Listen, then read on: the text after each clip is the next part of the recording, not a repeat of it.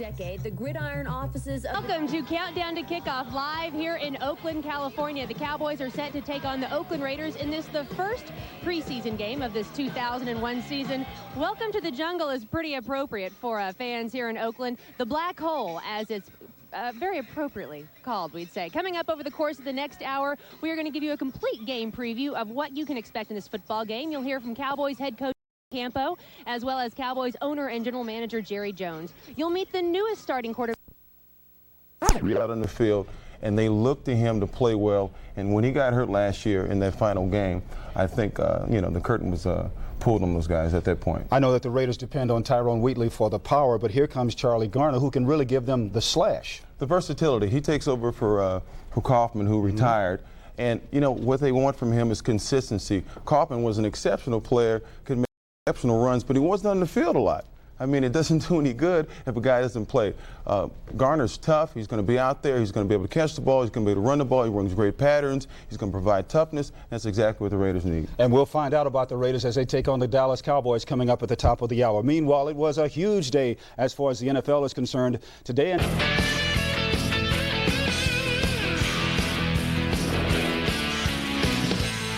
You better get used to it, 49er fans, because without a doubt the most noticeable new face in Raider camp this year, Jerry Rice. After being released by the 49ers for salary cap reasons, the future Hall of Famer wasted no time and immediately signed on with the Raiders. For 15 years, wide receiver Jerry Rice was a symbol for everything the San Francisco 49ers represented: success, determination, and class. But Rice's career in San Francisco is over, and like Darth Vader, he now pledges allegiance to the dark side of the Force. That's right, Jerry Rice is a Raider, and he's absolutely thrilled about it. I can't wait to go to that stadium and just experience one of those games.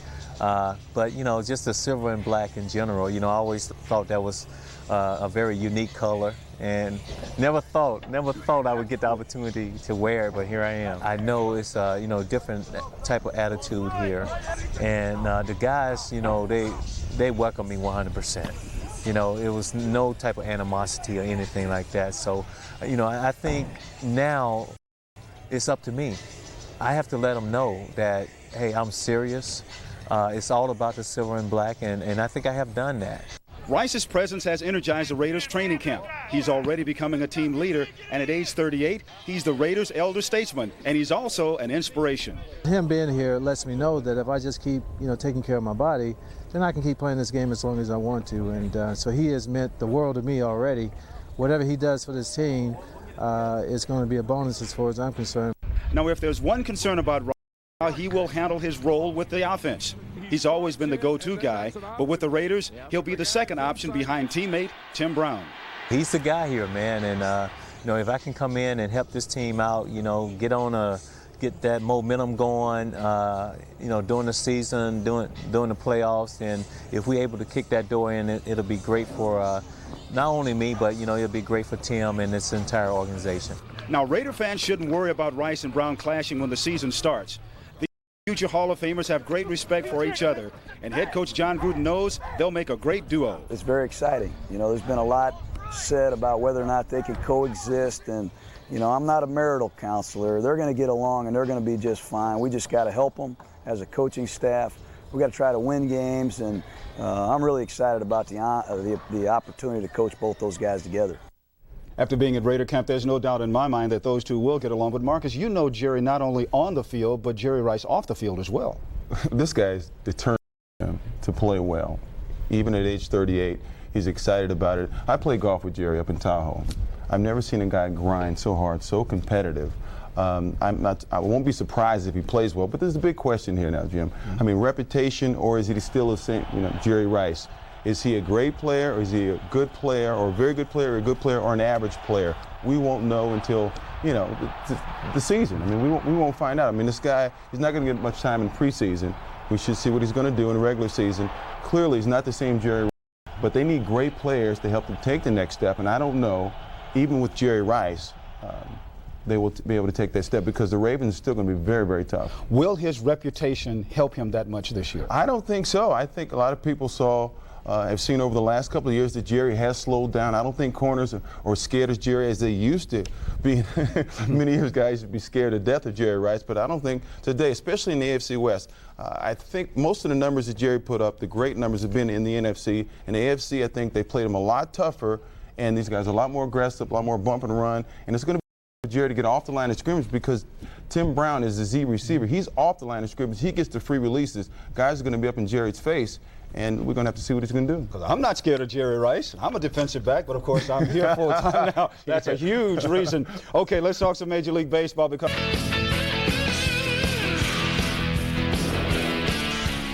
Rich is a pretty good golfer. We're talking about the International, where they have the Staple Ford system, where they award you for scoring well. They award you points. Tom Pernice is the leader right now in players either. Tim Brown, Jerry Rice, Rich Gannon. You know, we're not going to see Wheatley and Garner an awful lot in this football game. Eric Allen, Beeker, Trace Armstrong, Charles Woodson. You know, they're not going to play extensively in this football game. But we're going to look at others. But they will play to some degree, and we'll see how the game unfolds. You know, as people might think that it's a preseason game, we take this pretty seriously. This is our profession, and you know, a lot of guys are fighting for an opportunity to make a football team. So we want to be there, you know, go out and set a good example for them, and not only that, but be there and support them and help them out as they get a chance to play. I know I'm going to get some touches in the game. It's just a matter of where and when. Not too many tomorrow, but, you know, when I do, I'm going to make the most of it. We're looking for a lot. You know, we're looking for the entire presentation. Guys that can handle situational football, the spontaneous things that occur in a football game, guys that can step up and perform at a very high level with a disciplined fashion. And no matter who plays, we've worked extremely hard to get everybody ready to play, and we want to see good discipline. We want to see outstanding effort. We want to execute, and we don't care who plays. I don't know about you, but listening to John Gruden, Marcus, it seemed like he named the whole starting lineup that wasn't going to play much tonight. You got to grasp for the obvious, Jim. Yeah. That's exactly what he did. I'm not surprised by that. I mean, why play these guys anyway? I mean, they know who's going to be in the team. These guys are going to be there. They're trying to save them for the first game of the season and stuff. And you got to have healthy guys out there, and you don't want to hurt the guys that's going to obviously put it in. So, what was your specific approach to the preseason? I hated preseason. I mean, I absolutely positively hated preseason. When they said I had to play a series, I was really upset. You know, and I would get in there and I would try to avoid contact, and I would, you know, as soon as that series was over, I'd go sit down on my helmet, eat a hot dog, and relax and stuff. Because wait, but you ate a hot dog? I ate a hot dog and actually got penalized a couple of times. You're supposed to. I got fined for eating a hot dog or a candy bar on the sideline, which you're not supposed to do. Obviously, I violated the rules, Jim, which you've never done. No. Anyway, caught. Preseason, guys, is obviously for rookies, give them an opportunity to show what they can do, to you know, get some rhythm and some reps with the team, and see if they're going to make the team, because basically they know who's going to be out there. I mean, you know, who are we fooling? We know who's going to be out there. It's going to be one or two surprises during the preseason, Jim, and that's about it. And we don't want a Jason Sehorn situation like with the Giants a couple of years ago. Absolutely. You can't afford to use your best players in meaningless games. We'll find out.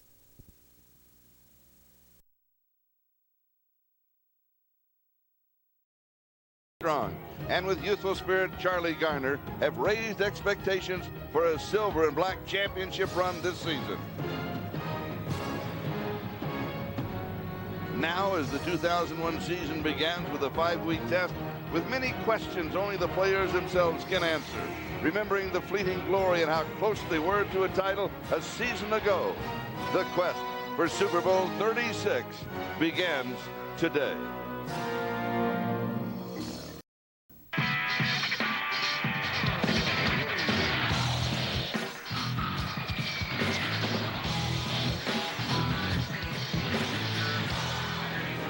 How time flies. It's time once again for Raiders football. It is preseason and we're ready to rock and roll.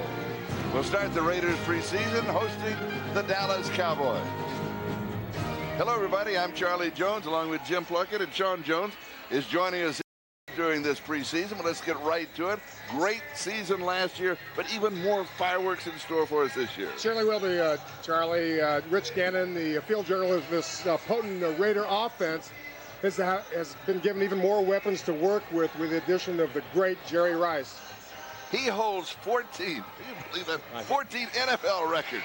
John Gruden, still the youngest head coach in the NFL. You had a chance to talk with him. And when you talk to John Gruden about this team, he talks about competitiveness.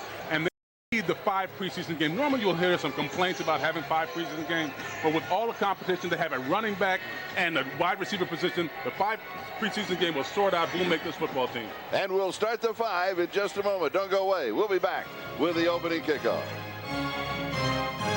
Gretchen's got this one. This is Charlie Jones along with Jim Plunkett and Sean Jones. We're here at Network Associates Coliseum, where just moments ago, Jerry Rice was introduced for the first time from across the bay to across the bay as a member of the Oakland Raiders. 38 years old, Jim. Is he still in great shape like he's always been? Certainly is. I've watched him at training camp. You know, he works as diligently as he ever has before. Him and Tim Brown have become buddies. They work out together. They run together. And, you know, if you see him out in the field, it looks like he just got out of college. He's in tremendous shape. For the Cowboys, Jason Tucker, number 21, Kareem Letterman. The Dallas Cowboys won the toss. They elected to receive. Janikowski kicks it away. It will go back through the edge of the end zone for the touchback and will bring it out to the 20-yard line, where the Cowboys will go to work for the first time in this season. Tony Banks will bring it out for the Dallas Cowboys. Played only 8 games last year. He's had an up and down career. You'll have Allen, Wagstaff, Fricky, Jackson, and Page as an offensive line in front of him, with Hambrick, Thomas, Galloway, Hodge, and Harris the backs and receivers. Cowboys completely rebuilding. And they have a long way to go after a very disappointing year.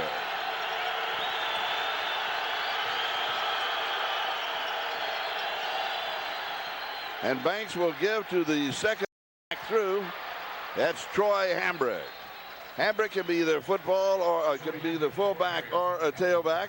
As we check out that defensive line of Bryant, Russell, Coleman, and Upshaw, with Thomas Beekert and Alexander as your linebackers. Allen, Dorsett, Pope, and Charles Woodson in the secondary for the Oakland Raiders.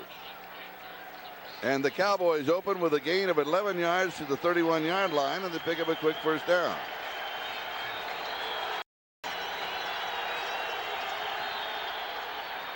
On the pitch, it's Hambrick again. And the defense is waiting on him at the line of scrimmage. You know, one of the things about Tony Banks, though, you know, they do want to take a good look at him. And, you know, it's a pitch out to the right-hand side. Just pull the guard. He kicks out, but Greg Beekert's there in the hole to stop him right at the line of scrimmage. But they brought in Tony Banks. Troy Aikman, no longer a Dallas Cowboy. Now broadcasting. Yes, he is. He's retired from football, and they're giving Tony Banks a shot. He's struggled since he's been in the league with St. Louis and Baltimore. Opening drive of the ball game just underway. Banks to throw. Drops it off. Pass is complete in the right flat to John Avery, but he'll be dropped for a loss. Well analyzed by William Thomas, defensive linebacker for the Oakland Raiders. Yeah, Willie T's doing a great job sniffing that play out. Dallas trying to be safe right here, make that Banks get some confidence, tries to get the ball over the defender hand, does a good job of doing that, but there's Willie T making a great play on the screen play that they were trying to get set up. Yeah, Tony Banks, I said he had trouble, you know, grasping the offense of the Dallas Cowboys. He's a little hesitant, not real sure of himself right now. Correct myself, that was Alexander in that last play. 3rd down and 15. Banks to throw again, will punt fake. Knocked down as he was throwing over the middle. Reagan Upshaw there getting the pressure on that last play. And if you notice something about the Raiders defensive line coming off of last year, they've got that cockiness, that bravado, and the addition of Trace Armstrong, that won't hurt that group at all. Yeah, and Sean, you know, they're a 3-man rush, yet they still were able to put pressure on the quarterback. And if they can do that constantly during the year and consistently, they're going to be a force to be reckoned with. Mekhi Knorr will be kicking. Reggie Barlow is the return man. Not a good kick. It doesn't. And takes a Raider roll. So the Raiders will take over in Dallas Cowboy territory. No score. Come back to Network Associates Coliseum. No score in the preseason ball game. First time now for the Oakland Raiders to be on offense, and they set up shop at the 49-yard line of the Dallas Cowboys. Now, in preseason, you know, there's a lot of things that are going on that you know about that you don't during the regular season. We'll mention that in a moment, but first, take a look at the lineups. Here's Rich Gannon and an offensive line of Stinchcomb, Hudson, Robbins, Collins, and Lincoln Kennedy. Wheatley, Ritchie, Rice, Brown, and Williams. Now, that is schedule, and we say that because we understand that they may open with 4 wide. And the Cowboys may have known about it because the Cowboys open up with a defense built for it. So word gets all over the Coliseum in a hurry. And underneath the coverage, and it's incomplete. So you expected a lot of action, and it came out to blow a dud anyway. But that's what preseason's all about. Defensively, Ellis, Myers, Noble, and Ekuban. With Steele, Nat Wynn, and Dexter Coakley. Hawthorne, Teague, Woods, and Edwards. Dat Wynn, number 59, is the middle linebacker for the Dallas Cowboys. Probably the most mispronounced name in all of sport. Now we go back to the regular set with split backs and wide receivers. And a one-hand grab near side. And that's Charlie Garner who pulls it in. Nice play.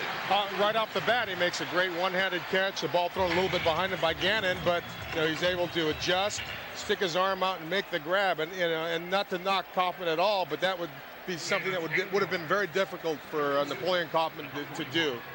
And you're hitting the nail right in the head, Plunkett. You know, this guy is one of the special players in the league. You know, Philadelphia let the guy go. San Francisco gets him, and they're right about him. Then they let him go, but the Raiders would benefit from it.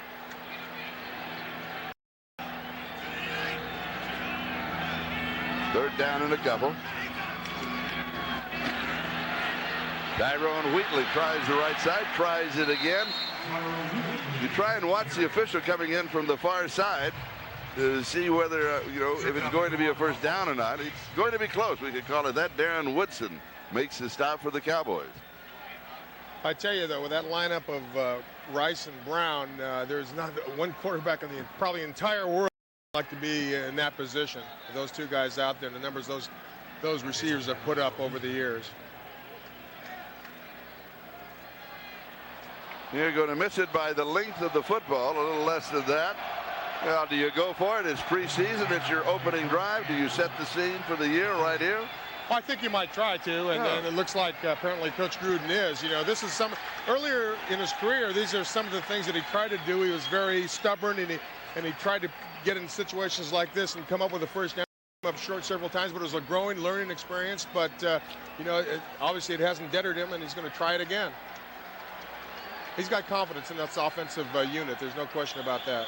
And he's in a short yardage offense, not in an offense to fake and send somebody deep. They'd get all boxed in. They've got the first down. Tyrone Wheatley. And he picks up 4 yards to the 35 before George Teague can stop him. And you're going to see on that last play. Okay, watch what the line does at the line. They're just able to knock the defenders of the Dallas Cowboys off the line of scrimmage, enabling Tyrone Wheatley, giving him a big hole and letting him pick up the first down. Great job by the offensive line. Offensive line, and if there's a strength in the Raiders' offensive line, you see the deficiency in the Cowboys' defensive line because they were manhandled on that last play. Garner, the remaining back. We have motion on the right side, and flags are flying. It'll be interesting. We can see something right here. False start, 89 offense, 5 yards, repeat first down. That's Ron Blum, the referee. The referees, as you probably know, have been instructed to be more fan-friendly, to explain, you know, particularly complicated calls, to explain them so that the announcers don't mess them up. John Madden took note of that, wrote a letter to the editors of the Los Angeles Times, I believe. Now, fan-friendly referees, we'll see how long that lasts. Yeah, I wonder. Illegal motion, yeah, okay, stand that one. It's Garner again. Charlie Garner, the ball carrier for the Raiders.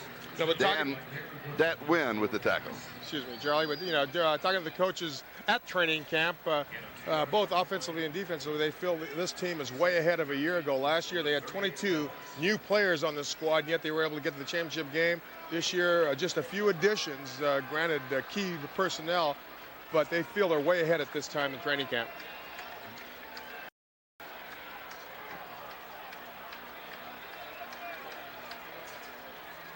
Second down.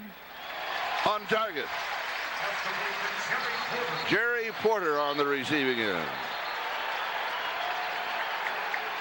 Dwayne Hawthorne had the coverage and made the tackle. And there's somebody that John Gruden wants to get a good long look at. Rookie last year out of Virginia, played every position, offense, defense, big receiver, about 210, 6'3", and can really fly. And here he is, little going at it, which is typical this early in the season or in preseason. Is that because you've just been hitting your teammates and now it's time to pull on somebody else? That's part of it, and you're fighting for a job.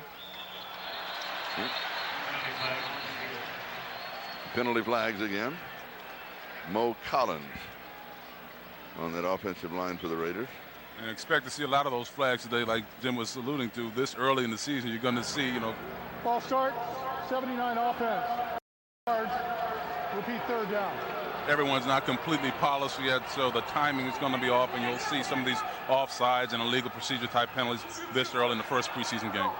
And in the first preseason, you're a little anxious too, even though you're a veteran. It's because everybody talks about the speed. The speed, once you start playing, is so much quicker than anybody can possibly realize. I remember coming as a rookie from Northeastern. I couldn't imagine the speed until I got in the field. In practice, it was one thing. My first preseason game, it was another thing, and it's just a big adjustment. Third down, 7. Good protection. Flag is down on the far side. Here's the scramble and the underneath slide. Now, on the slide, now remember, it's where you go down, not where the slide ends up. Correct. It's go feet first, right. So it's marked behind the end of the slide, but don't forget there's a flag on the far side of the field. Now, Plunk doesn't get much credit for this, but Plunk kind of created the slide. I didn't realize that's very kind of you, Sean. It was more of a stumble, fall down. 5 yards, down. And on that play, you see Ebenezer Ekibon, who's walking off the field. This is a very depleted defensive line already. When talking to them during our production meeting, they said, listen, we've got our 4 guys, and at the most they have 3, 4, 5 years experience. Then behind them, we have nobody. Now, if you lose a guy like Ekibon, the impact on that, they're going to feel that for the rest of the season. Back to the 41-yard line, third down.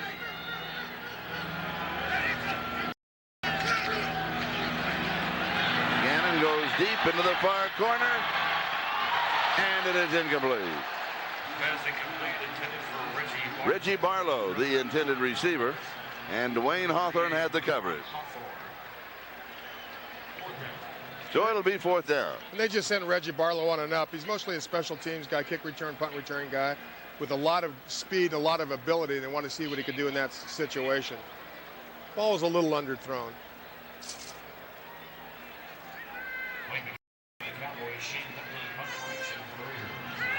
Wayne McGarity is the return man. Shane Leckler is the kicker. And let's see how the roll comes out. It turned on him. It was not a good kick. He was trying to just hang it high and short and get the roll, and he didn't get it. Back in a moment. Anniversary of the Raiders Super Bowl 11 victory. In 1976, the Silver and Black, led by the most valuable player, Fred Biletnikoff, and old man Willie soundly defeated the Vikings. The score was 34-14. It's the first of 3 Super Bowl titles that the Raiders have captured. John Madden, the head coach, and he's here tonight. And he is doing a guest shot on Dallas radio. The Dallas radio, they're going to, and every game that they play, they're going to have a guest analyst as a third man in the booth this year, and John's going to kick it off for him. They couldn't pick anybody any better. Dallas goes to work in the scoreless ball game for the second time. Troy Hambrick and a flag flying in from way downfield.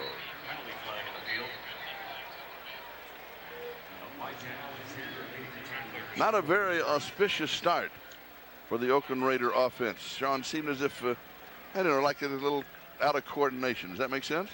Yeah, like we said, it's early, and like we said early in the opening, that having 5 preseason game gives them the liberty to sort things out a little bit better. You want to be clicking a little bit better. You want your timing to be better. Defensively, you definitely want to be doing the fundamentals, getting off the ball, blocking, tackling, and make sure at least you're executing those things. 16 offense, 10 yards, repeat first down. And most importantly, no mental errors. Now, so far in the 2 drives that we've seen, tackling's been kind of shady, and the guys don't seem like they're on point right now. Holding on wide receiver Damon Hodge of the Cowboys will take the ball back to the 25-yard line. And it's first down and 20. Tony Banks, the quarterback. The give is to the second back through, Hambrick again. Jim, tell me about Tony Banks. Well, he's a guy who started his career about 5-6 years ago at St. Louis, and then when Dick Vermeil took over, he felt that Tony Banks was a little too inconsistent for him. He wanted more consistency out of his quarterback. Let him go, traded for Trent Green from Washington. Trent Green came in, and Kurt Warner got hurt. Kurt Warner took over for him. But anyway, Tony Banks went over to Baltimore, had similar problems there, and was benched in favor of Trent Dilfer. Now with the Dallas Cowboys. Is he the answer? It remains to be seen. You got to give him a chance anyway. He was right on target to the left side, and they pick up the first down as he goes to Chris Brazil.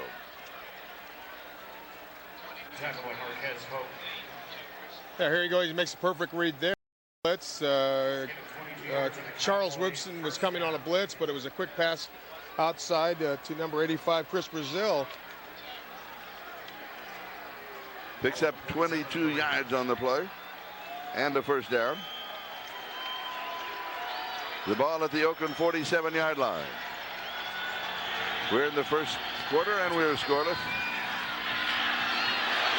Hambrick again gets a call, and this time he is decked by Greg Beekert right over the middle line after a gain of a couple of yards. Mark it to the 45-yard line. It'll be second down at 8. Defensive line doing a better job on that play of keeping offensive linemen off of Beekert and doing even a much better job of getting off the blocks. Probably the best play they've had so far today. And Sean makes a point. The offensive line, part of their duty is to keep those offensive linemen off the linebackers so they're free to roam and make the tackle.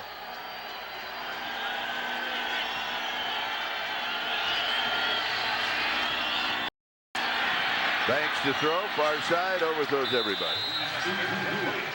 He was facing pressure at that time. Darrell Russell was in, and part of the growing and learning process for any quarterback, almost at any stage, is to learn when to get rid of the ball. And there are times that's the best play. Yeah, it certainly is. And I think one of Gruden's remarks is, when you make a good decision, sometimes the only decision you have to make is to throw the ball away so that you don't get the sack or the interception. And Tony Banks wound up being able to do that on that particular play. Third down and 8. Cowboys 3 wide receivers. As he runs to the near side, it's cut off defensively.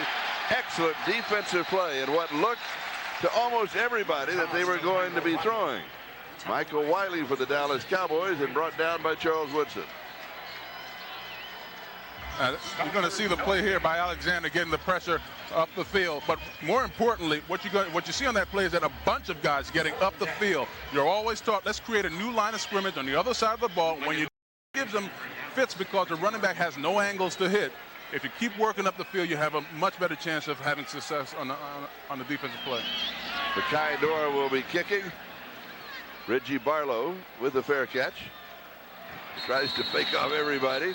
Meanwhile, the Cowboys down the ball back at the 2-yard line. We're scoreless. Rice looks hard. For Rich Gannon, one nice thing about preseason, if you're the starting quarterback, yeah, you're not you get the night off. You're not there very often, are you? What do you do if you were the starting quarterback for the Raiders?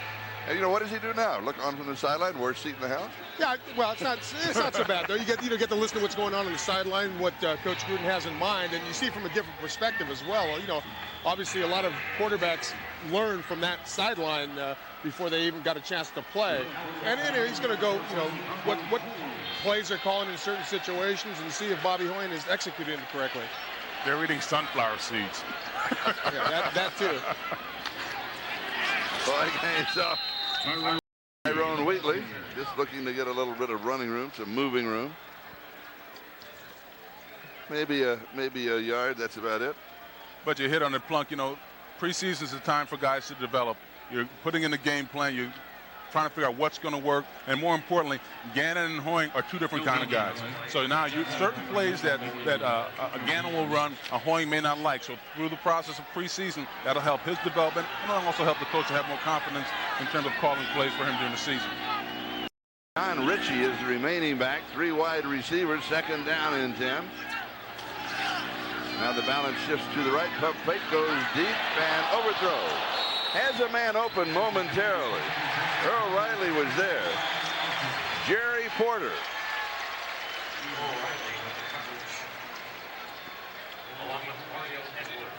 You know, that's something that, you know, Bobby Hoying has to work on. That was a perfect example of what Sean was talking about. It was a double zone. He's trying to throw it in between the seam, and he let him a little too much.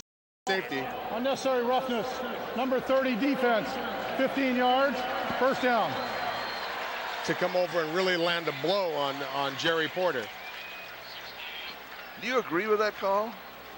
You know, I thought it was football. Hey, this is one of those rules where I think, you know, as a defensive player, you let the guy play. I know Plunk will probably disagree with me, but it's one of those plays where you can't hold up in midstream, and guys got to get hit. I don't know. He almost came down. He was exposed. You know, I thought it was a little late. Yeah, throw the damn flag. As they did. Randy Jordan getting the call now with the Raiders. Picking up the first down with the penalty. Dexter Coakley for the Cowboys, and the linebacker. You know, probably Bobby Hoying's probably feeling a little pressure with all the attention paid to Marcus Tuiasosopo. So I think, you know, he feels you know, a little pressure to go out there and perform and do a little bit better so that Coach Gruden has confidence in him. Right. 2nd down and 9. We'll see Hoying for the rest of the first half and scheduled to see him through the 3rd quarter with Tuiasosopo to play the 4th. Now, they may move that up with Tuiasosopo coming in the middle of the 3rd. You know how those things change. And Rodney Peete, some say won't play at all. Others say he might play a couple of series, but he doesn't need it in preseason. He's such a veteran. He needs 2 snaps in preseason, and he's ready to go. And a lot of rest. You know, 13 years in the league.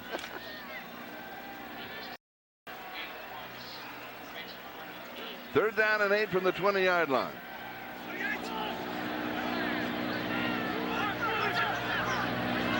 Going to throw, nice protection. Deep over the middle and almost intercepted. Dat Wynn pulled it down, could not pull in the one-hand interception. James Jett was the intended receiver. And we had a flag dropped at the 19-yard line. You know, and you know, Sean, even though this is preseason, if this is against the Raiders, you know Coach Gruden is not going to be very happy. He's a guy on strict discipline, keeping penalties down, turnovers down. Holding, grabbing the face masks. Number 74 offense. Penalties declined. 4th down.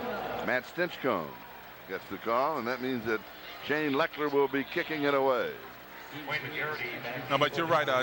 Coach Gruden is a perfectionist, and he wants guys to listen. Winning or losing this game is a different story. But if guys are playing well and executing, then you can take the fact that you lost the game.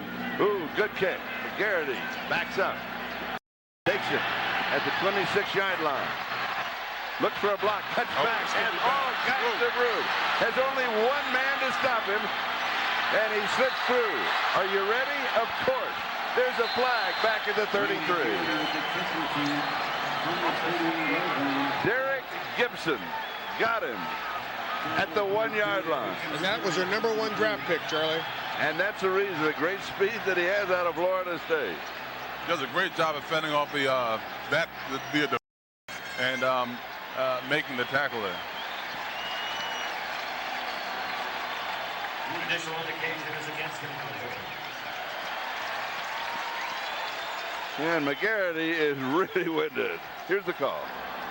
During the return, holding number 20 on the return team.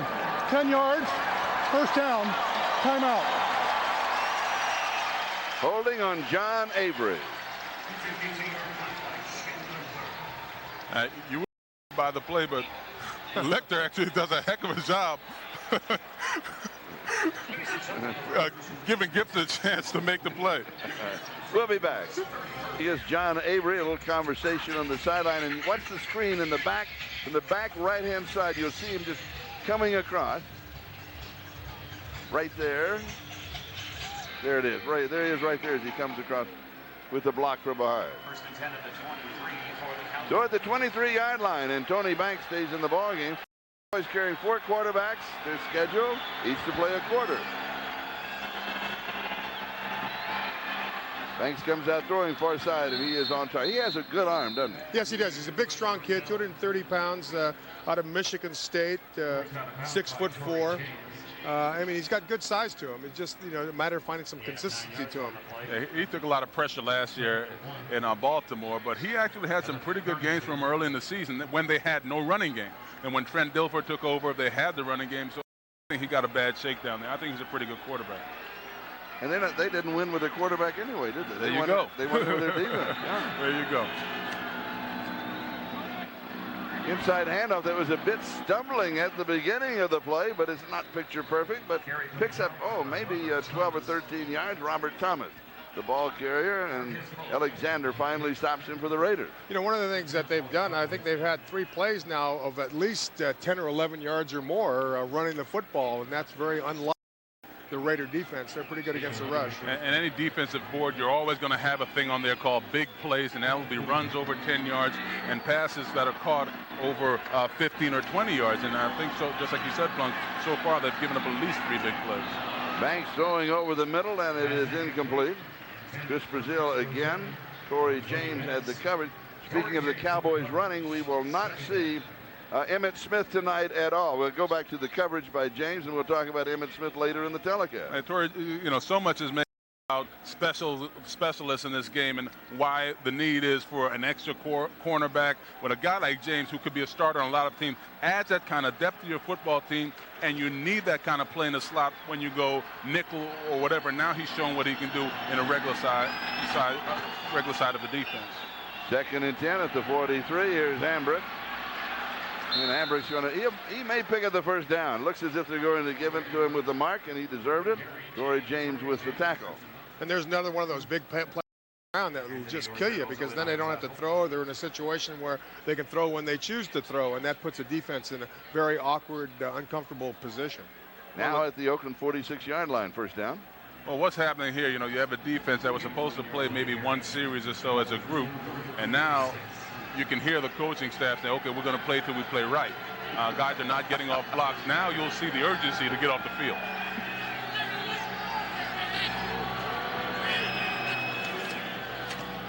Banks gives to the second back, Michael Wiley.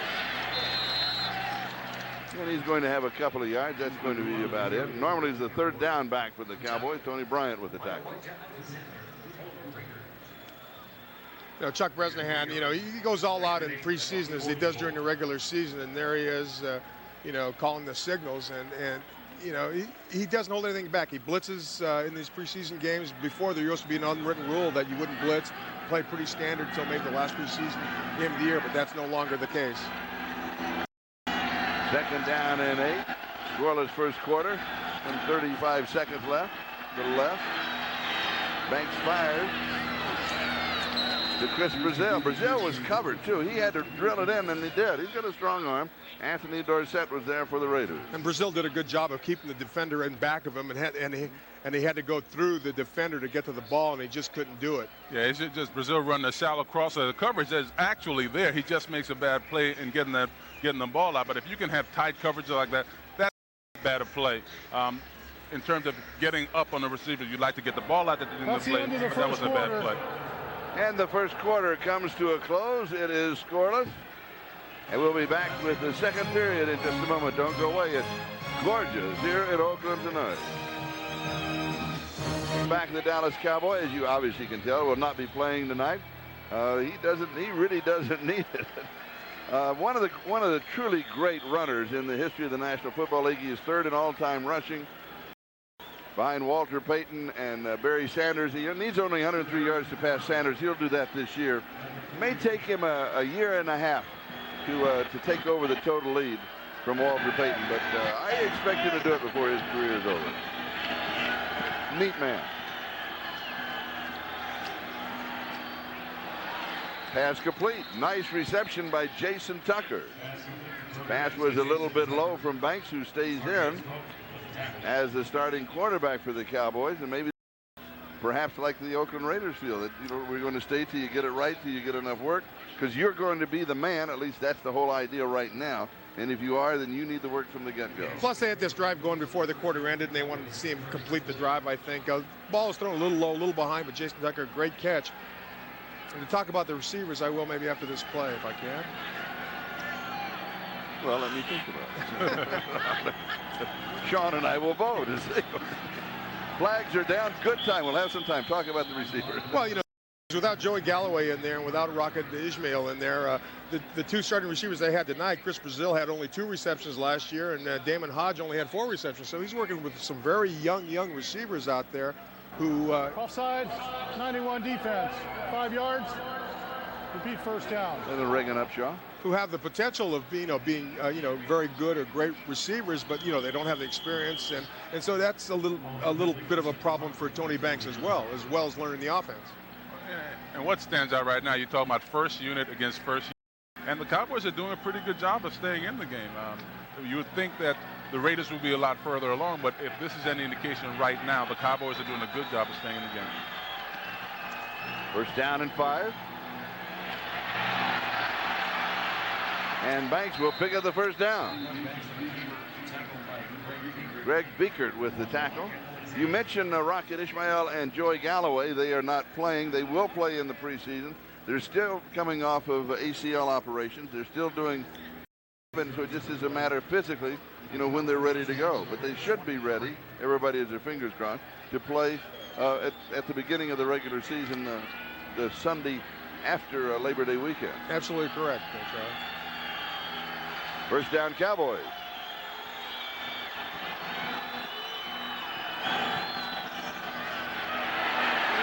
Good defensive play. Michael Wiley, the ball carrier.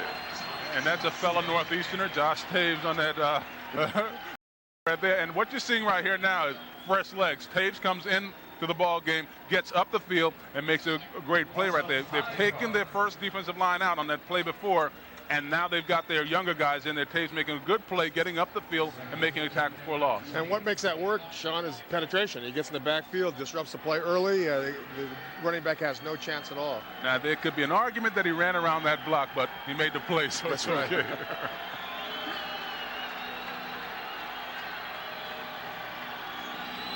Banks to throw.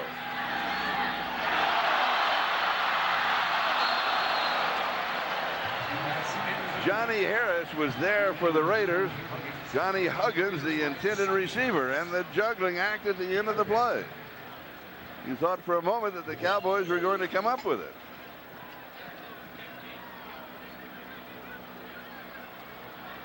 Now there's really, except for one that Tony Banks had to throw away, it was his first really bad throw of the evening. 3rd and 15, and that's 28. Third down, 15.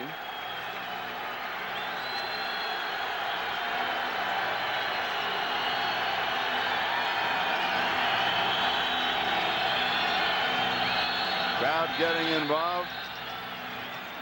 Delay a game, probably. The flag was thrown at the 1-yard line.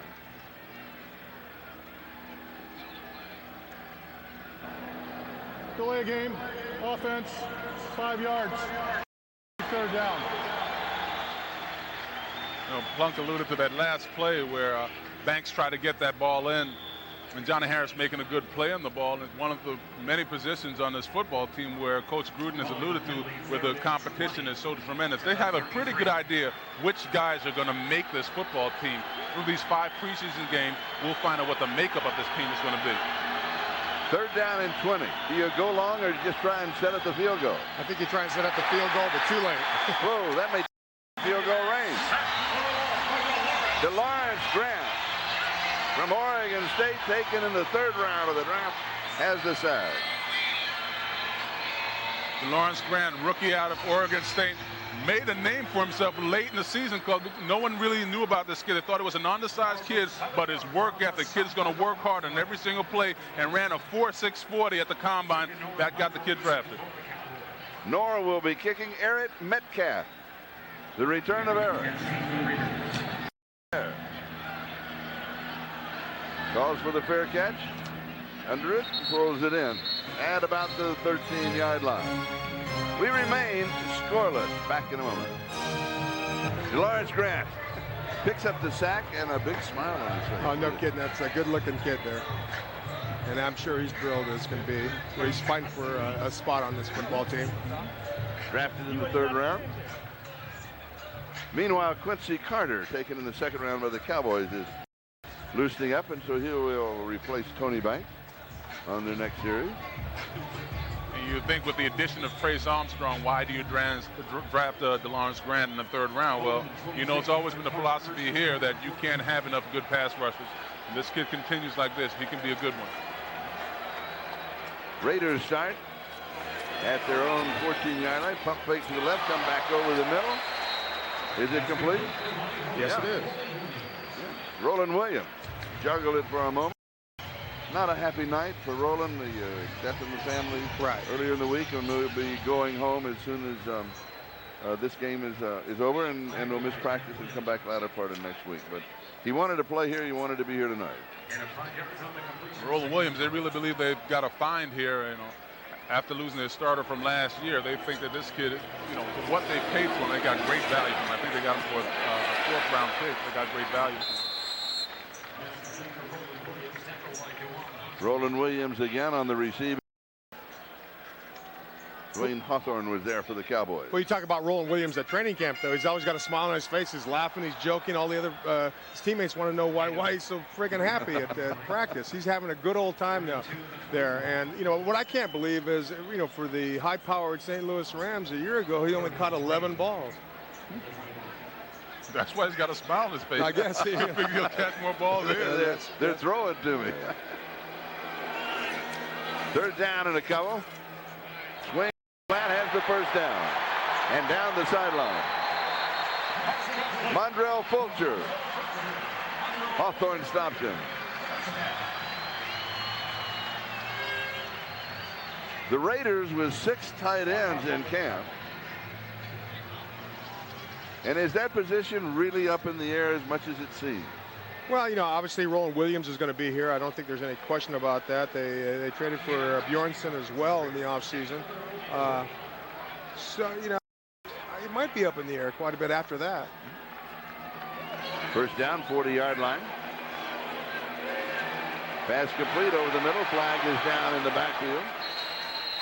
As Marcus Knight, or Terry Kirby,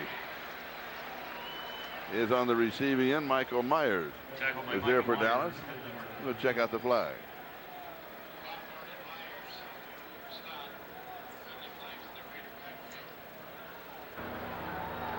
There is no foul on the play. The player was to the ground, not taken down.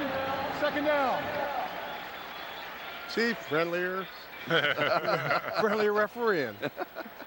And Charlie, though, you talk about positions that are up in the air, and obviously I think the tight end position, we didn't mention Andrew Glover, one of the best blockers in the league. I mean, they've got talent at that tight end position. Terry Kirby just catches that last ball, one of the best running backs out of the backfield in catching the ball. And not to mention, after Wheatley and Garner, that's wide open in terms of how, once again, we're talking about make up this football team. Do we keep 5 running backs or 4 or 7 defensive linemen or 10?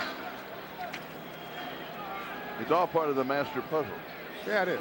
You know, obviously the coaches and Coach Gruden in particular know more about who they're going to keep than we do. But, you know, there are positions to be won on this football team. And the Raiders pride themselves in finding those gems, finding those free agents that can make their team last year. I believe they had 3 free agents or so that made this football team. Normally in this day and age of free agency, you pretty much have set when you come here because you can find by what the cap represents. So the Raiders actually do a better job than most teams in the league of finding those diamonds in the rough and having those guys that contribute to their football team. Marcus Knight coming over, steps on the right flank. Going rolling right. Cuts back, slides. If they give him a slide, they will. And he'll pick up the 1st down. that Wynn was there to cover him. You know, that's one of the things the Raiders quarterbacks do so well. You know, particularly Rich Gannon, who was the second leading rusher a year ago with 529 yards. But Bobby Hoying can run as well. Not, you know, obviously not the runner that Gannon is. And then you go down to Tuiasosopo, who is a terrific runner besides a passer. And you know, they've created a lot of problems for that defense out there.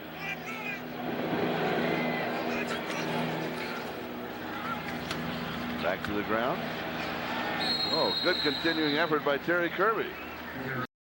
He broke a tackle in the backfield. It was a great effort on Terry Kirby's part. Hawthorne with the tackle. Moving on the 8-minute mark, time remaining in the first half. See, number 56 comes through in the backfield. I think it was 56, and has him for a loss. But Kirby, with his strength and power, is able to break the tackle and pick up, you know, 6 yards on the carry. And that's another thing that you'll see with Terry Kirby in this offense. He will play some fullback. That gives him a totally different dimension with a fullback catch the ball coming out of the backfield. Fake of the pitch out, rolling to the right, and going to Andrew Glover, the tight end.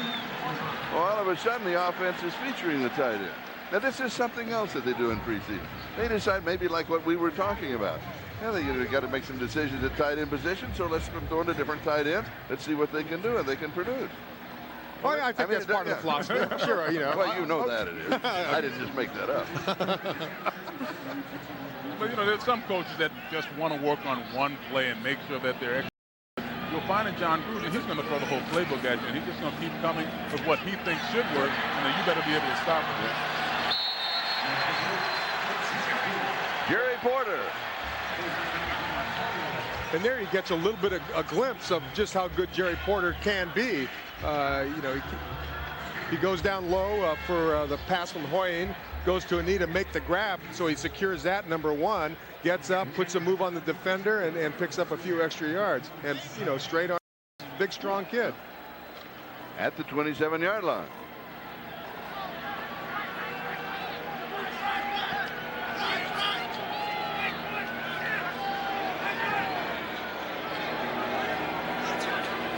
Goes to the other side. Dumped off over the middle to Jerry Porter.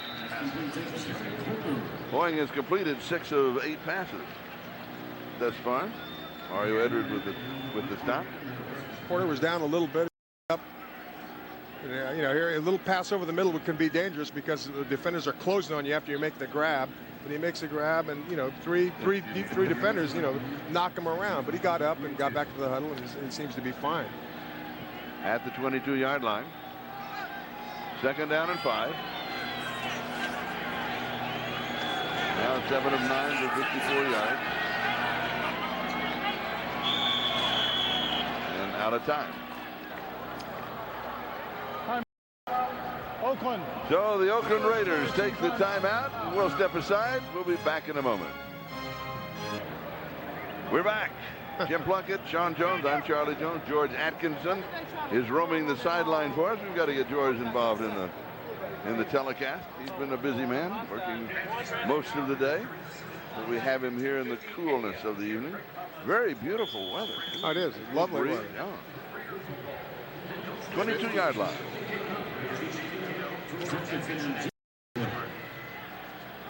Raiders trying to piece together their first touchdown drive of the preseason. 2nd down and 5.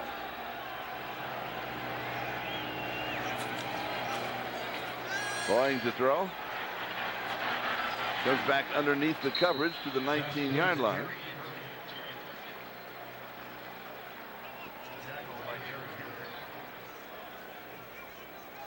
Hambrick with the stop on Terry Kirby. You know, Charlie, the guy who's been there the entire half line is Matt Stinsko, who first-round draft pick 3 years ago out of Georgia, but due to injuries the last 2 years, he's played very little, if any, and now he's getting his opportunity to get that left tackle spot back.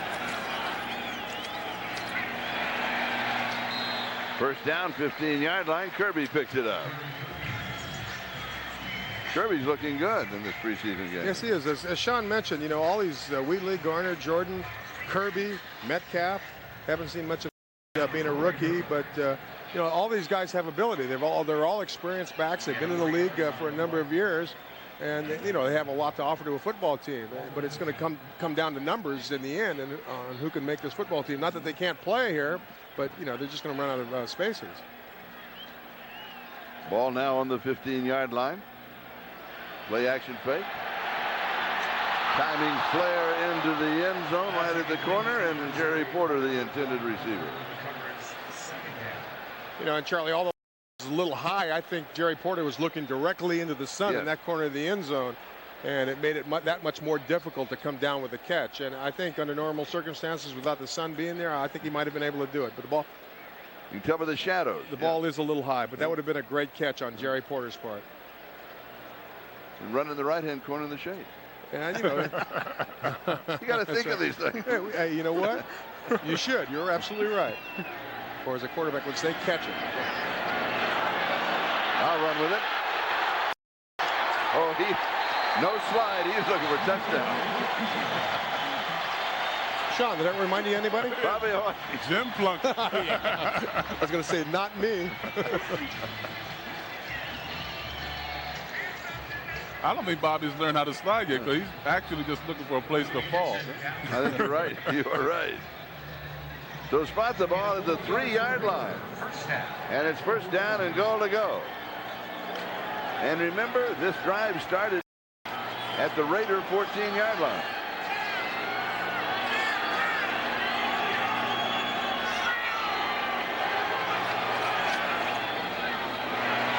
Rolling right, throwing into the shade, in the corner. Pass is complete. Mondrell Fletcher.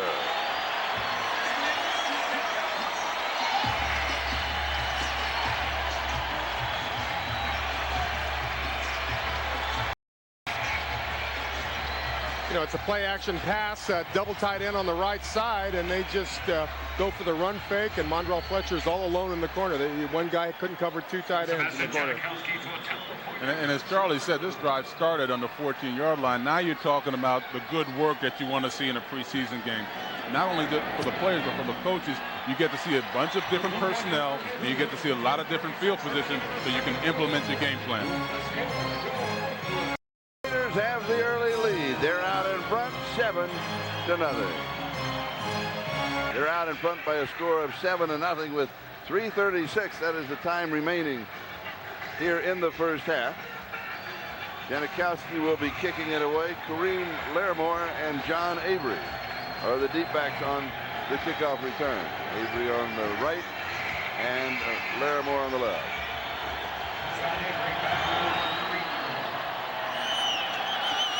And Avery pulls at the 4-yard line out to the 15, 20. Nice return, kind of slides his way through the defense out to the 30-yard line where Eric Johnson brings him down. We'll be back in a moment. This is Anthony Wright. Quincy Carter will be replacing him. And Sean, you said he was just not, they didn't know that much about him in college. Well, I mean, the guy had some success at Georgia, but not to the point where you would take him the 53rd player overall. So a lot of thought that the Cowboys reached in taking a player like that. But you know what? Far be it from me to argue about taking a reach. I was the 52nd player taking a draft, and people argued with Al Davis for taking me. Tony Banks on the evening completed 5 of 9 for 36 yards. Cowboys over with the handoff to Michael Whitey. That's going to lose a couple of yards. Let's also close the book on Rich Gannon. He completed 2 of 4 for 15. Charlie, I think as this game progresses, there's Quincy Carter on the handoff. As this game progresses, though, and there are more substitutions taking place, I think you're going to see more of the Raiders dominating this game because of their experience now. Whereas the Dallas Cowboys don't have nearly as much depth as the Raiders do, either offensively or defensively. And these younger guys have a little bit more sense of urgency than the starters that are out there. There's a lot of truth in that. Dan's in, throws on target, completes his first pass in the NFL preseason. And with a lot of pressure on him, I thought that was job by Quincy Carter, staying in the pocket, finding a receiver and getting to him with a little speed on the ball. So a very good play by Quincy Carter. Jason Tucker pulls it in. And Dave Campo is going to, take a long, hard look at him because, last year Anthony Wright started the last 2 games of the season, and yet their number 2 guy tonight is Quincy Carter. So they want to take a look at him. Bobby Brooks with that last tackle. 3rd down and 5. Carter wants to run for it. Breaks open over the middle and throws. What was that? He was like he scrambled like I saw the opening. I thought he was going to just run for it. And I thought he could have, but there again it comes to decision making. And the pressure there was by a kid named Chris Cooper. And Cooper's a guy that has really he's been a standout in camp so far. I mean, he's wearing number 75, so automatically, people are going to start making the comparisons to Howie Long. But we'll step aside with the timeout. Back in a moment. You're going to see pick up the injury. You're going to see the matchup here with Leo Wani against Jackson. He gets some movement up the field. He's actually being double teamed. And what happens in a football game, if you're not quick in moving your feet, someone's going to roll up on you. It seems like he rolled up on the back of his knee. We hope he's okay. You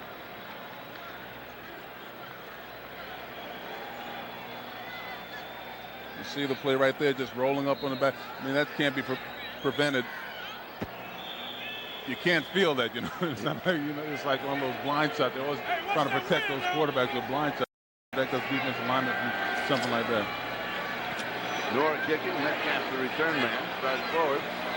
So maybe I'll play it on the hop because I can't get to it. Stays away. It'll be down inside the 30-yard line.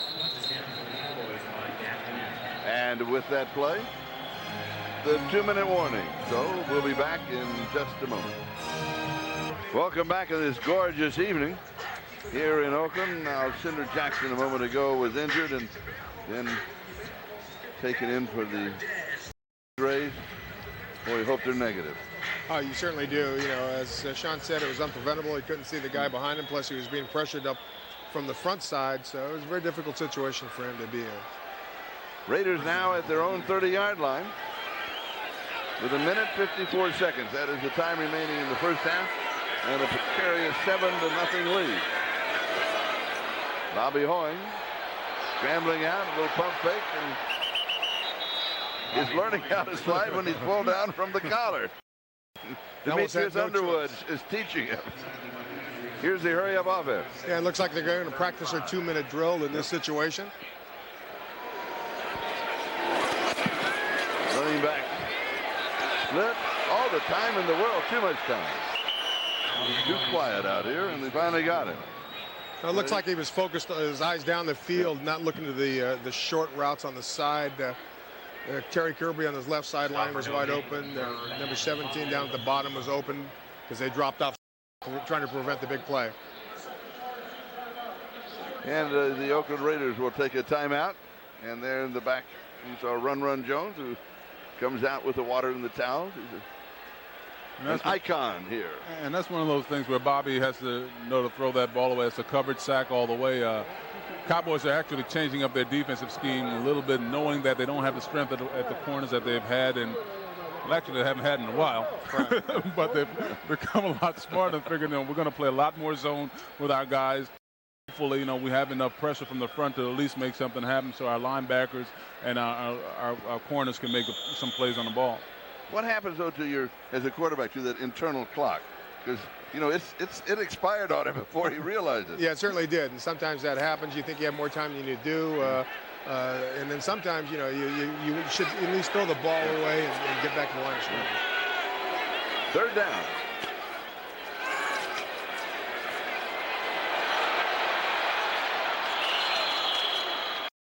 Bad decision. I didn't like it. Well, he's going to have to punt anyway. Either this is a preseason game. Maybe take off and run and try to get the first down, or throw the ball away.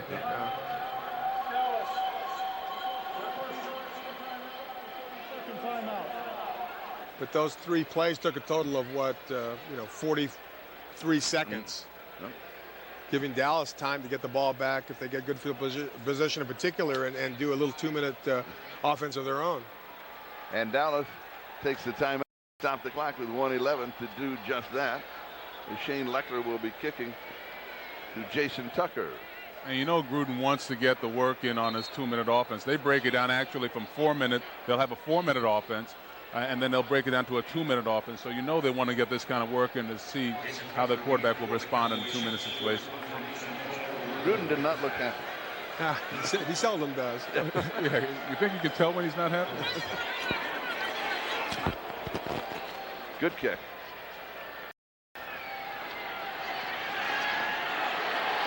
Pin, 15, 17 yards in deck. That's our guy Gibson. That's right. That's Derek Gibson. Now, he may not know what he's doing, but he's going to do it full speed. He does it well, doesn't he? That's a great description. Here it is again. And a lot of these young guys realizing if they're going to play for a team that's been the year before, they better be able to play special teams. And Gibson had a good stick on that play. Yeah, I like the way he stood him up square, put his head in there, and drove him backwards. I mean, that's pretty good playing for a rookie. George Atkinson. George, who does he remind you of? Number 43A. That's 43A. But that's why they drafted this kid, because of his hitting ability. And right now, he's showing why they drafted him. Flag is down. Drop. Good pass, and then dropped by Damon Hart. Yeah. There you go with that inexperienced wide receiver. That was it was a little low, but very catchable. Plus, I think Quincy Carter knew that he had a free play because of the offsides. 98 defense, 5 yards. Repeat first down.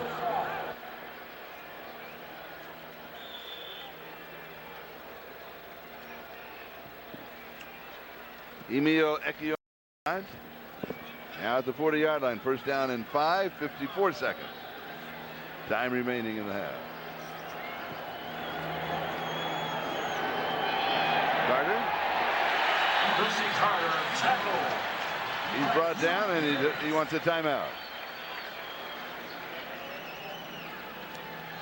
No, I thought he was up signaling for a timeout. An official on the near side was giving it to him. And now he goes with it. Clock running, pump fake. Flag is down. That's going to be offensive pass interference. You would think so. Let's see how friendly they are now. Brazil, the intended receiver. That was so uncatchable, I think. Yep, you're right, Charlie.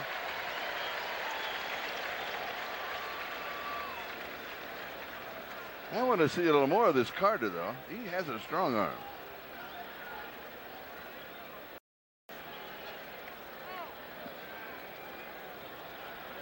It just looked like offensive pass interference, I think.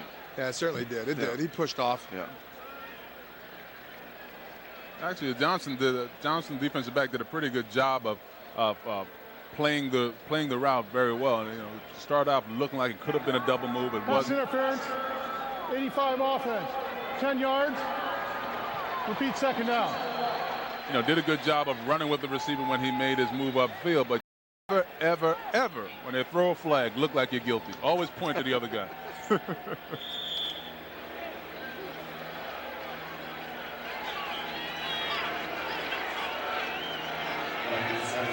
wide receivers.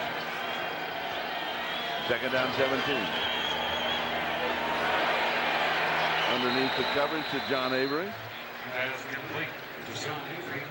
Tackled by Eric Barton. Eric Barton with the tackle. Yeah, that was pretty good pressure by John up the middle. A guy that was a first-round pick out of Virginia and bounced around the league a little bit, trying to find a home here after coming from NFL Europe. But this guy has the body, has the build, and should have been a terror in this league, but just hasn't found his niche yet. The motion call against the Cowboys. False start, 79 offense, 5 yards. That penalty also includes a 10-second runoff. The timer, please start the clock on the umpire's signal. So, now you're in a position either you throw for broke and try to come up with a big play, or penalty that stops the clock inside of 2 minutes, they're going to have a runoff, because basically that's a way of stopping the clock and getting an unfair advantage, right? Just a handoff to Avery, and that'll bring us to the end of the half. I'm impressed by Quincy Carter. He has something that picks everybody up. That's the end of the first half of the score. Your Oakland Raiders 7, the Dallas Cowboys. So the first half comes to a with the Oakland Raiders out in front 7-0. Let's go down to George. George? Charlie, I'm here with Coach John Gruden. Coach, no points in the first quarter, 7 points in the second quarter. Give us your assessment on the offense. It appears to be a little bit sluggish. We had a couple penalties in the opening drive, and obviously that kills you. The second series, we were backed up on our own 3-yard line. We put a 15-play scoring drive together. I like that. And the only other drive we had was a 2-minute drill. So hopefully we get more opportunities in the second half. Defense has shut down so far. You're getting pretty good play from your secondary. Your line seems to give up a few running plays. Talk to us about your defensive line. Well, we gave up some gaps early in the ball game. We tried to correct that. Josh Taves has come in here and really played well. We got a long way to go. We're not anywhere near where we need to be, but guys are playing hard. We got a lead. We're going to win this game. Thank you, Coach. Back to you, Charlie. The punting, George, as we take a look at the first half statistics. Well, obviously, the Raiders have the advantage, especially in the passing area. And they've got a 7-0 lead. Time of possession, everything else is pretty much equal. That was the voice of Jim Plunkett. I'm not sure that your microphone is. Is it on now? Oh, I'm back. Anyway, the Raiders, took care of business the first half and scored 1 touchdown. Here's the kick. Metcalf at the 5-yard line, to the 15, to the 20. And he's brought down near the 30-yard line. Now finish your thought as the flag goes down. Well, I think that, the running game between both teams were about equal. The Raiders had the advantage in the passing area and were able to come up with a touchdown and a 7-point lead at the half. Otherwise, nothing too spectacular. Both teams struggling a little bit, making mistakes, especially the Raiders penalty-wise. Dallas has come up with some big plays, but have not been able to put the ball in the end zone. From Dallas' standpoint, I don't know, Quincy Carter seems like he has some kind of a little quarterback magic. I'm impressed with him. Yeah, we'll see. Number 10 to the receiving team. 10 yards, first down. We'll see as the preseason progresses and just where he winds up and see if he plays during the regular season. Here's one of the things that happens so often, though, during the preseason in particular, Charlie, is a lot of penalties in the kicking area until they get that all solidified. A lot of different players participating in the kicking game right now. So the Raiders go to work with the ball at their own 18-yard line. Bobby Hoying is still in at quarterback. He could play all of the third, at least half. That at least is the early on plan. Eric Metcalf in the ball game on the receiver outside. Good to see him back in football, isn't it? It is. Metcalf has been an exciting player. His father was a terrific player for St. Louis, Terry Metcalf. And I remember playing against him when he was with Cleveland. And just a terrific player, good kid, and very dynamic out there on the football field, no matter what position he's playing at. One of the players in the league that always had the ability to put the fear of God in you, because when he caught the ball or ran with the ball, he could take it the distance, just like his dad did. Metcalf again. Injuries, of course, have been bothering him lately, but now let's see how far back he has come. Ekuban and Steele on the tackle for the Cowboys. He was completely out of football for a year. All of last year he did not play it down. So, and they say he came back healthy, in good condition, and ready to play football again. First down at the 29-yard line.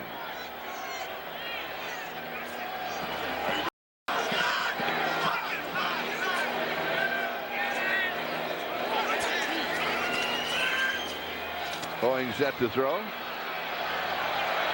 Rolls out, throws to the sideline. It is high, but caught. Pass complete from Bobby Hoying to Marcus Knight. Marcus Knight not supposed to play that much, but he saw quite a bit of action at the end of the first half. Cream Larimore with the stop. But bothered by some injuries and bumps and bruises from preseason and the two-a-days. Yeah, he's got some play. Hoying, there's a difference right now between Rich Gannon and Bobby Hoying. Rich Gannon will make a decision, make it much quicker, go to the right guy or take off and run. Bobby Hoying a little indecisive at times. Second down. Incomplete. Metcalf over the middle, the intended receiver into double coverage. Tony Dixon was there. He's a number 2 round draft choice of the Dallas Cowboys. you know, even in that situation where I think Metcalf should have caught the ball, if Gannon were there, probably would have got the ball there a little bit sooner and given him a better opportunity to make the reception. Not only decision making, but making quicker decisions. Correct. 3 wide receivers split back. 3rd down and 7. Opening drive of the second half. Raiders out in front 7-0. Far side pass is completed. It will come up a yard shy of the first down, but right on target, but just not quite. Jabari Jackson on the receiving end, his first reception of preseason. Jermaine Jones with the tackle for the Cowboys. You know, I tell you one thing that distinguishes some quarterbacks from the rest of the group is what they do on 3rd down. Do they convert or don't they? And that, you know, 6 yards on the completion, 4th and 1 at the 38. You know, and that's a big plus for a quarterback to convert on 3rd down. Shane Leckler will kick it away. Jason Tucker is the return man. Oh, good catch. Tucker chases it to the sidelines and it goes out of bounds. There'll be no return. Mark it out at the 16-yard line. 12 minutes to go in the 3rd. We'll be back in a moment. Than we thought. Raiders 2001 2nd-round draft choice. Sopo completed 16 of 22 passes. He rushed for 75 yards and a 5-yard score to give the Washington Huskies the 34-24 victory over Purdue in the Rose Bowl, and he also collected the game's most valuable player award. It also got a lot of press too in the Bay Area, hasn't he? He certainly has. I bought 4 newspapers at the airport, and there was a lead story on all 4 of them. And he's a quarterback who's going to finish the game, not start it. But everybody's anxious to see him perform.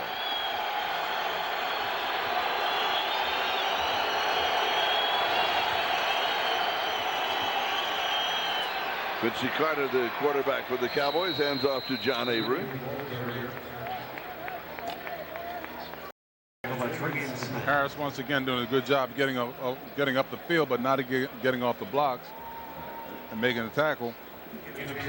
Avery, the kid that had some success coming out of college, drafted by Miami, and just didn't pan out there. And then had a stint at the XFL, did very well there, and trying to make his spark. And the Cowboys love him, though. They're trying to find a spot for him and be a good backup for him, and plus gives him a nice change of pace. Carter back, throws, far side, pass is complete to Jason Tucker. You know, Sean Avery led the league, the XFL football league in rushing this past year. But, you know, question mark is his size and his durability. He's only about 180, 190 pounds, 5'9". Yeah, but he has tremendous quicks, has a great ability of making the first guy miss. And if he pans out the way he did in the XFL, I mean, you can't compare the competition, but it'll give Dallas a nice change-up to him at snap. If he makes it through this season, he's got durability. He's in a year. Pass right on target. Good catch spinning behind. And that was Johnny Huggins, the tight end. Bobby Brooks with the tackle. And again, Quincy Carter a little bit off target, but the receiver compensated for it. You know, good play action pass. Although Josh Taves held his ground, came up from the outside. Yet Quincy Carter right on target. Good catch. And this is something Dave Campbell's looking for. What can this kid, Quincy Carter, deliver? And it looks like he's big time as things are going on. And Johnny Huggins, the tight end, delivered big time. Jeff throws it on the line of scrimmage. It's incomplete. Bobby Brooks, I think, was caught by surprise. All of a sudden, the ball. What's that ball doing here? Yeah, hit him in the wrong place, his hand. Right there, right there.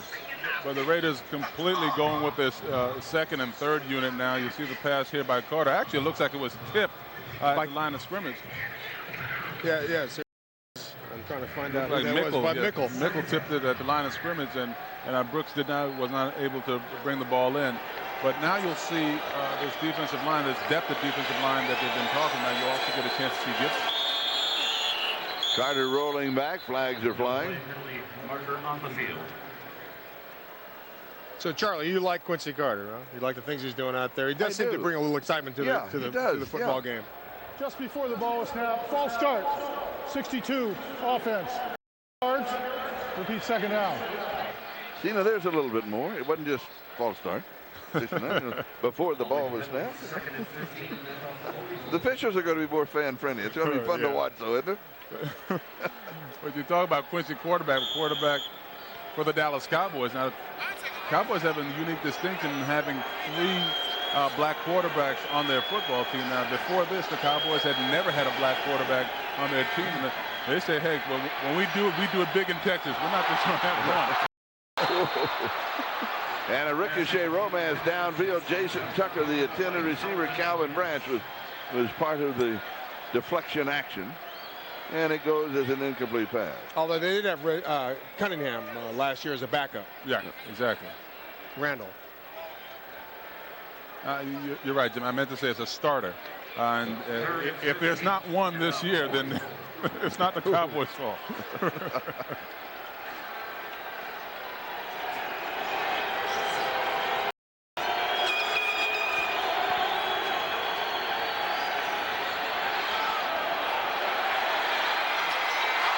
Flag is down. Touchdown is scored. Brazil. Eric Johnson, the defender.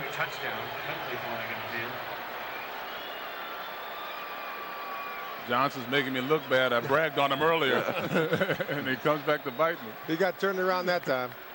In fact, quiet as it's kept, it was it was just enough, but his ball was underthrown. And that happens so often that the receiver can wind up, finding the ball, whereas the defender tends to overrun it. And that was the case. Yeah, you're exactly right, Jim. That was not a good pass now by Carter. He actually used that. They're calling offsetting fouls. Number 41, defense. That penalty is declined. It's a touchdown. After the score, personal foul, 16, unnecessary roughness of the offense. That penalty will be enforced on the kickoff.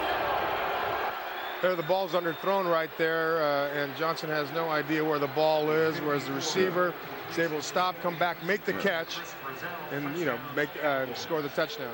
Yeah, they'll let you have that limited contact you have right there if you're looking back at the ball, and he wasn't at the time when he made the contact, and so they're going to throw that flag every time.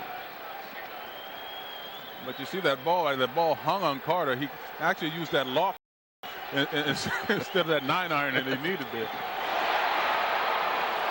And the extra point is good. We are tied at 7. Brazil now crosses the goal line right there. He did cross the goal line before that. Number 16 Hodge hit. But it's a good lesson for the rookie. You got to be head on the swivel. After the touchdown, 15 yards. Number 16, Dallas. Now, that's Chris Brazil, who touchdown. It was a good play in terms of Gibson learned to keep his head in the swivel. Right. But that was a dumb play by a wide receiver when you got a trained killer that can come after you in Gibson and get a free shot. And you got to pick your battles a little bit better, Dallas. So that penalty goes on this ensuing kickoff. So the kickoff from the 15-yard line. Kenyon Rambo, wearing number 1. 7th round draft choice out of Ohio State. Has a hole. Backpedals near the 50-yard line. Nice return. We'll be back with the ensuing drive in a moment. For Bobby Hoying, completing 12 of 15, 78 yards and a touchdown. Very nice evening for the first preseason game. Very efficient evening for Bobby Hoying. Nothing spectacular, but got the job done. Marcus Tuiasosopo, the only player in college ever to pass for over 300 yards and rush over 200 yards. And he did it against my son's alma mater and Jim Plunkett's alma mater, Stanford. Known for their offense, not their defense. And he opens his career with a handoff. Now, just what we were talking, Eric Metcalf, the ball carrier. We'll show you what we were talking about.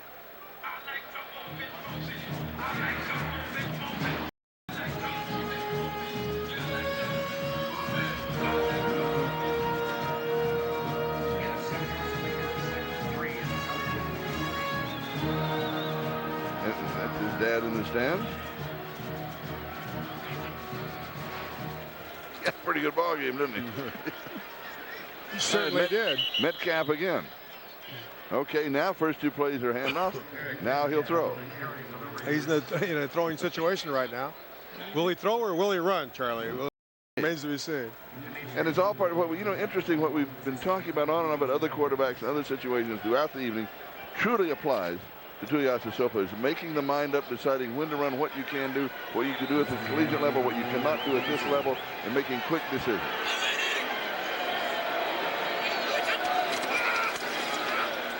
He rolls out right, little lob pass.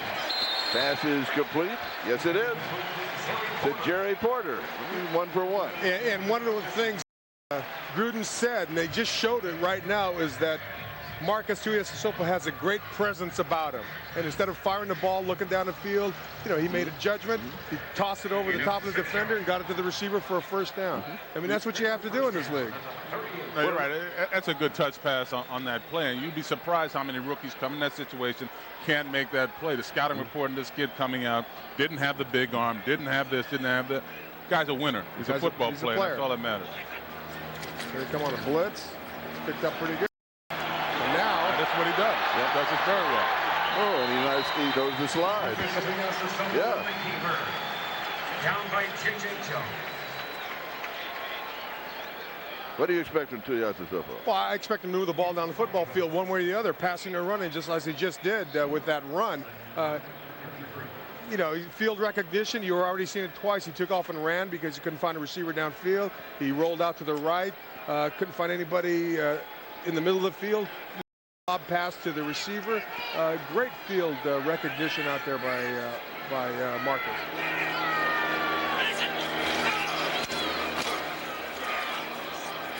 Hands off to Eric Metcalf. But one of the things that really stand out are some of the things he did earlier in his career. And when he was with the Washington Huskies, he led the team to 8 come-from-behind victories. I mean, that's a guy with character and a hard-nosed and, a willingness not to give.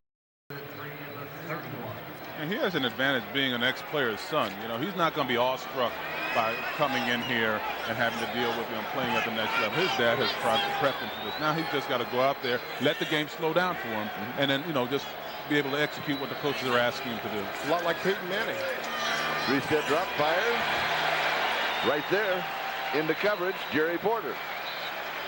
And there comes your decision making, making it quick, making up his mind. Completed, Jerry Porter. Flag. I'm sitting here with preseason mixed emotion, and that is that holding 78 offense, grabbing the face mask, 10 yards. Repeat, third down. I'm not interested in who wins the ball game. I want to see Tuiasosopo, like what I've seen. I want to see more of Quincy Carter.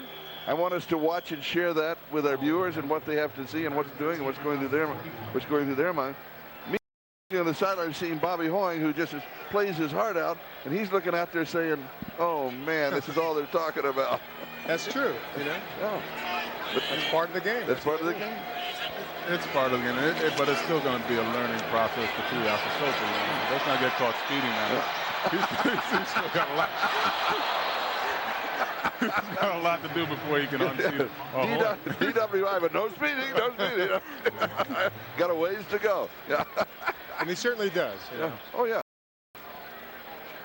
But, he tried to come up with a big play here. Didn't get in trouble, though. He ran out of bounds. He ran to the sideline. Game clock to 6:01.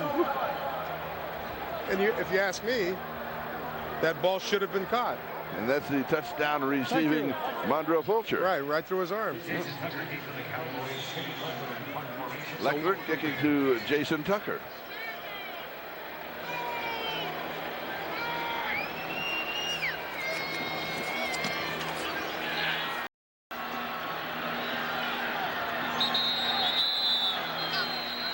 It'll go in for the touchback, and Tuiasosopo on the sideline.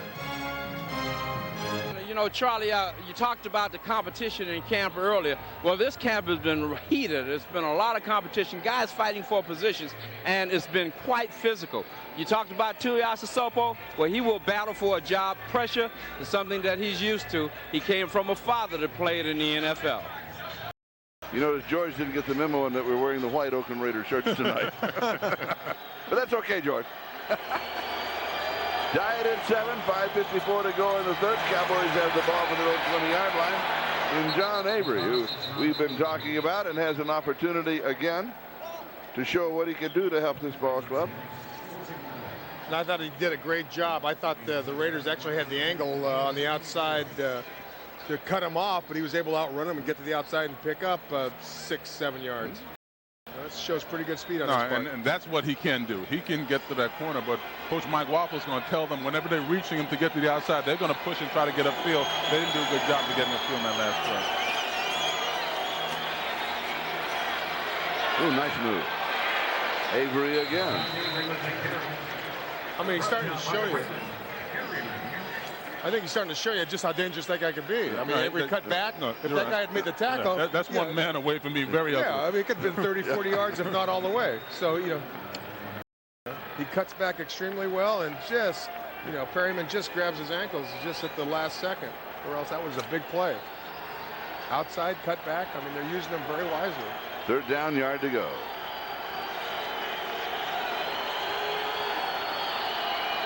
Four receivers.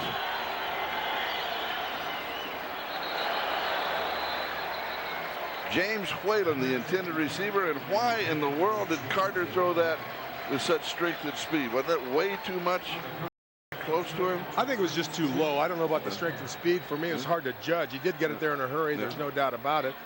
Yet, if he had a little bit better vision, Avery was all by himself underneath as well. Kai Noor will kick. Kenyon Rambo is the return man.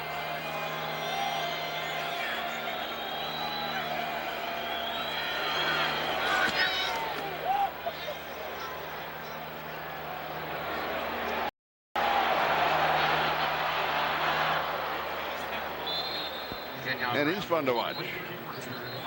7th round draft choice from Ohio State. We'll be back in a moment. Little romance, little football. It has it all. It does. All right, Oakland from their own 27-yard line. Ball game tied 7-7. 4.5 minutes left to go in the third. Tuiasosopo for the Oakland Raiders. We're assessing and grading every move that he makes, and rightly so. Rambo comes to the near side as a wide receiver. 3 wide receivers on the set. Raiders run the ball. Chris Howard, the ball carrier. The carry by Chris Howard.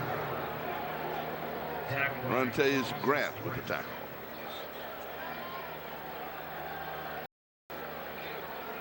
Rambo's one of those guys at the wide receiver spot. We alluded to the depth earlier, and he's parade All-American in high school and coming out of Ohio State. And they really believe this guy's had a good camp so far. A lot of people have him ranked as best athlete in this position in the draft. This could be. Tuiasosopo was passed a little behind Alex Van Dyke. Behind, I think he missed Rambo going down the sideline. Yes.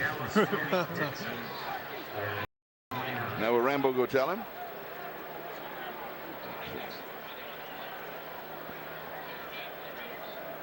Here's the crossing pattern. Oh, it's a little high and inside. Still catchable. You know, and you're going to see Rambo here. You're going to see Larimore bite on the pump, and there he is running straight down the sideline. Marcus misses him. Oops, we got all kinds of motion. Flags on the field. We'll sort this one out. You know, and Van Dyke came in with a reputation of great hands. Ball start, 83 offense, 5 yards. Repeat, third down. On the tight end, Andrew Glover. And when Van Dyke was at the University of Nevada, Reno, he set an NCAA record of Division 1A of 1,854 yards receiving. Just had a great college career. That's a sleeper program. I mean, they've got some quality players. I remember Frank Hawkins, who we played with, coming out of that program. They sent some quality players to the league from that program. Good scramble downfield, on target, first down. Nice play. That was 3rd and 13, but a flag is down back at the 12-yard line. That's a good toss by Tuiasosopo. Certainly was. Thrown against his body, up the middle. You got to watch out about that, though. A little late. You never want to throw late up the middle. Legal hands to the face. 60 offense. 10 yards. Repeat 3rd down. Called on John Bach. Okay, here's Tuiasosopo dropping back, looking downfield, feels some pressure, but keeps his eyes downfield looking for a receiver, and he finds one, and he hits him right on the button. So a good play by Tuiasosopo. But a good presence on the field, finding his receiver, getting the ball to him. He doesn't fluster at all, does he? 3rd and 23. In the coach's mind, that play still counts.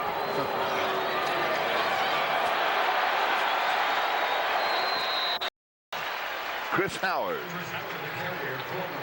Well, that penalty that brought that last game back was 3rd or 4th hands to the face that they've called on the offensive line in today's game. You're going to see next week now you go back to fundamentals, and you're going to make sure that you don't repeat those kind of mistakes, because those are drive killers. They're drive killers. They're coaches killers. Get you cut, everything. Jason Tucker is the return man for the Cowboys. Leckler to kick it away. I didn't count right because it looks like they're missing a man on the field.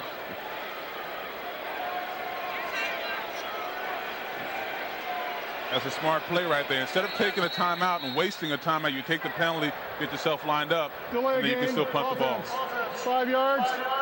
Repeat 4th down. You figure a 5-yard penalty with you punting, and you have with Leckler, who is a great punter. Right. It's just not going to hurt you that much. No, the pride of Spring, Texas. But these are one of the kinds of penalties that you see more often in preseason, because there are so many people on special teams that are running in and out off the field that sometimes you just don't get it right. You don't know when you should be in and when you shouldn't. Not too good a kick. Goes out of bounds. So we have 2 minutes and 17 seconds left to go in the third. Your early report on Tuiasosopo. Well, I think he's done a real fine job out there. He's going to the right guy, making good, smart decisions, taking off and running on occasion when he has to. I think all that hype leading up to this game about Marcus Tuiasosopo is coming true. I mean, he's just a real fine player, and he's just a real good football player and a real good quarterback. A lot of tools to work with, that kid. Dallas now at their own 46-yard line. Carter back, pump fake, pulls it back, and it's dropped. Johnny Huggins. So it'll be 2nd down and 10. I mentioned a moment ago that play still counts in the coach's mind, because he did what he wanted to do in the long one that was called back because of the penalty. Yeah, nothing against him, because he had no control over it. He did the right thing and made a big play. Yeah. Quincy Carter, 2nd-round draft choice of the Dallas Cowboys out of Georgia. Whoa. Avery is down. Going to lose 3 or 4 yards. Junior Ioane was there waiting for him. And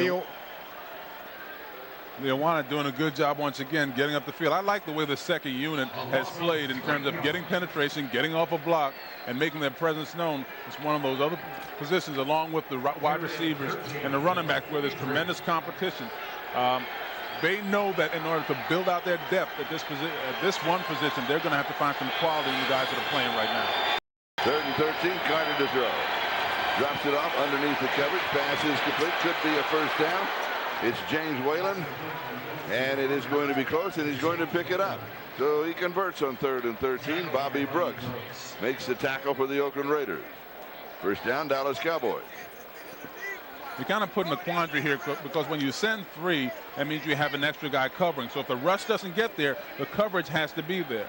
In this case, the rush didn't get there, and the coverage wasn't there, and that leads to a mess. 3rd and 13. They can first down, that's a backbreaker for your defense. You always want to make sure that you keep that third down completion under the low or the mid-20s, not in the 30% or so. First down at the 43, fake to the pitch out, pass is incomplete.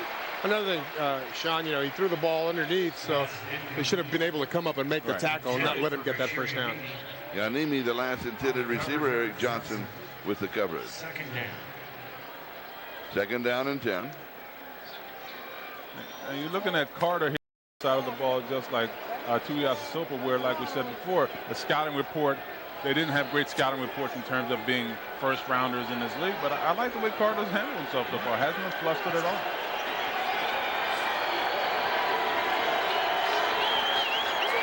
Drake going across in motion. Carter comes back to this side with the completion of the 40-yard line to Chris Fontenot. Tackled by Eric Clarkson. Now, for some of these young guys like the Coopers of the world, the Lawrence Grant, the guys that are playing now, what you want to see out of these guys at this stage of the game is that we've had you in mini camps, you've been in training camp. Do you know your defenses, and can we see some technique out of you? We don't want you to revert back to your bad habits that you had in college. We want to see technique out of you, and the coaches will be very pleased if they see that on film come tomorrow when they're looking at it. Third down and 7. Deep over the middle, has a man wide open, hits him on the numbers to the 10, the 5, and down at the 4-yard, Kevin Drake. Tackled by Derek Gibson gets him inside the 5. That's the end of the third And quarter. with that play, we come to the end of the third quarter with the Cowboys knocking on the door. Take a look at this last play. You're going to see Travion Smith in here. And this is one of those plays when you look at it from the television, you're going to say, well, my goodness, the defensive backs didn't do a very good job of covering here. But Smith is settling there instead of dropping back and holding off that curl in a double zone. And he doesn't do that. He leaves in a quandary, and because of that, they're not able to make that play. But the scouting report on a kid like Gibson is how well does he play in space? You really can't answer that question on the last play. First down, goal to go, 3-yard line. Flag is down, whistles.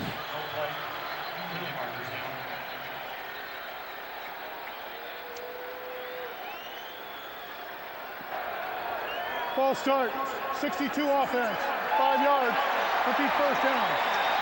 Graves, the guard. Now, yeah, number 62 just moved a little too soon. You know what I like about this particular game, though, between Quincy Carter and Marcus Tuiasosopo is it's a close contest.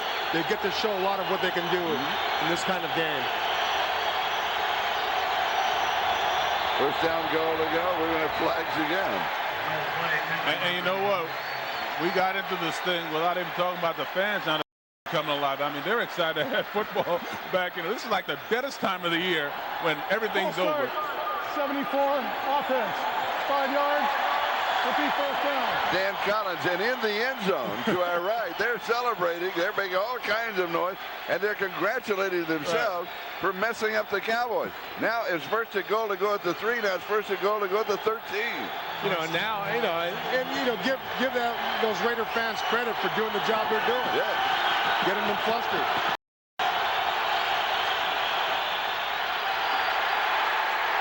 Avery, nothing there. They'll lose more yardage.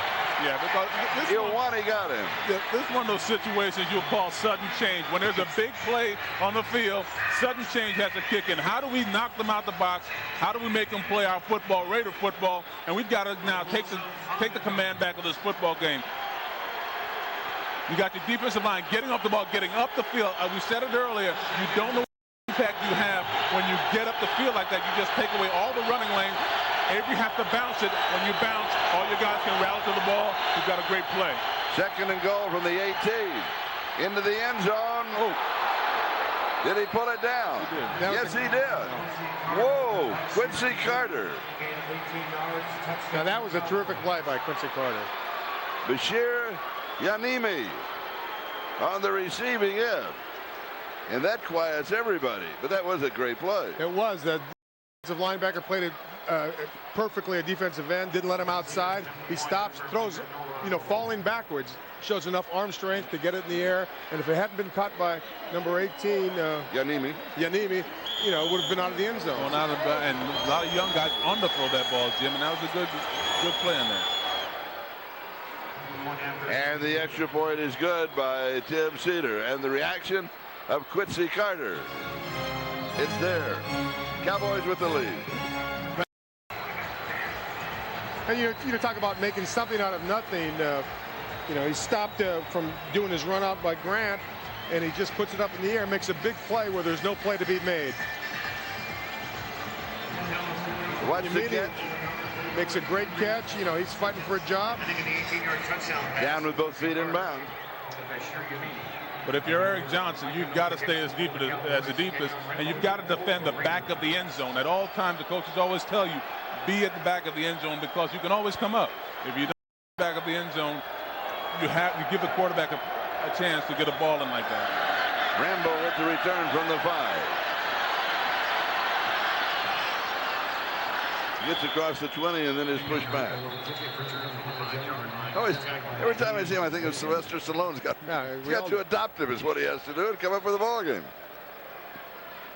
James Whalen with the tackle for the Cowboys, and now the Raiders with lots of time, 14 minutes. Quincy Carter, less than 2 quarters, 197 yards, 9 to 15. He's having a very big game.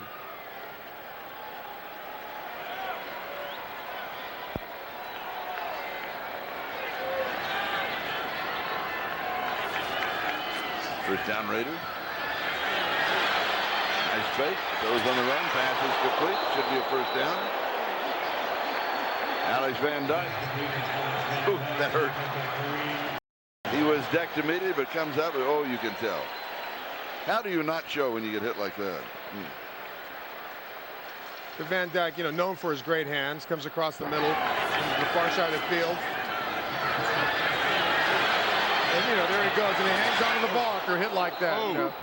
The coaches are going to take notice of something like that. Yeah, and you can talk all the talk you want to talk, but you can realize something today. They're hitting out there today. Oh, yeah. You can say whatever you want to say, but they are hitting.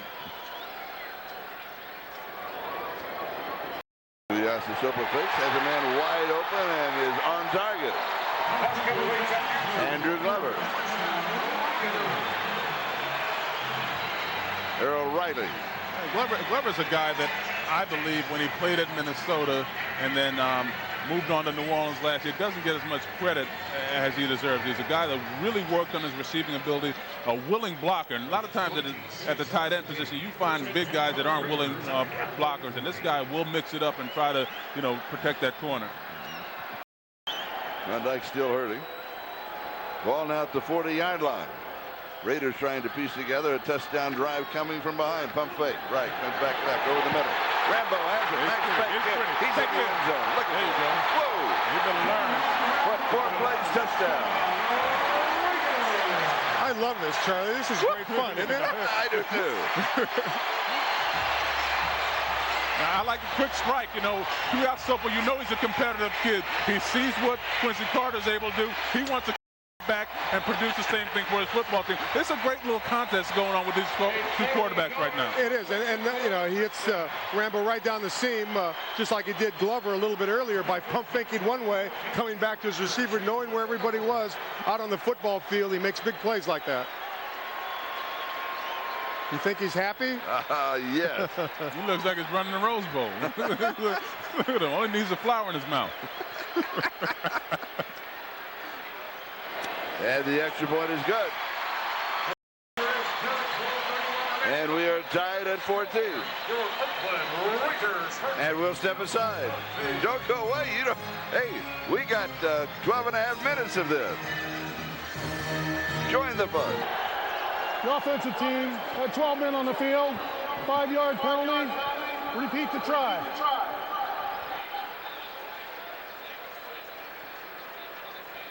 All right, we're back, as you now know. 5-yard penalty. 12 men on the field. They had it again. Somebody else is coming up. There may have been 13. Now they're down. They should be down to about 11. Yeah, now the 2 have been removed. Actually, 10. we're down to 10. Now we're down to 10. We're talking about Quincy Carter. We're talking about Marcus Sopo. Last year, all the excitement was about the guy kicking the football right now. It's Sebastian Janikowski. And he kicks the extra point. And he does it from field goal range. Glad they're talking about somebody else. We'll be back in a moment.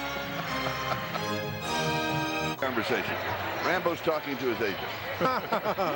What do you think we have going this weekend? Al Davis, of course, up top looking down and said, "You better talk to me, son." No. Or he's saying, "Don't call me now. I'm busy, Mom." But you saw that shot of Al, and so much has been made of the resurgence of the Raiders, and you have to give a lot of credit to Al Davis. They've done so much more with less in terms of massaging the salary cap and making sure the right players are here, making the right moves, trading for Rich Gannon, just to mention one, getting Charlie Garner into this year, Jerry Rice. They're doing the right things with a lot less than a lot of other teams. Yeah, there's no question about it. And I've talked to Mr. Davis on several occasions about giving all the decision making to John Gruden on the football field, and he's done that, and it's been hard for him. But look at the success the Raiders are having right now. And Al knows who to bring in and when to leave him alone. And I think he's doing a great job. But there's definitely a competitive imbalance when you hear Jerry Jones talking about they have 400 suites sold compared to the 15 here at the Coliseum. Those kind of things have to be worked out. But they've put an excellent quality product on the football field.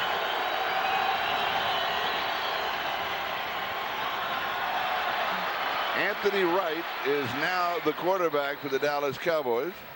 On the reverse, the carrier, and so let's book on Quincy Carter. I was hoping they'd keep the book on for 12 more minutes. And a comparison with Tuiasosopo. Carter, of course, came in before Tuiasosopo with 9 of 15, 167 yards, 2 touchdowns, no interception. Tuiasosopo 4 of 6, 84, 1 touchdown, no interception.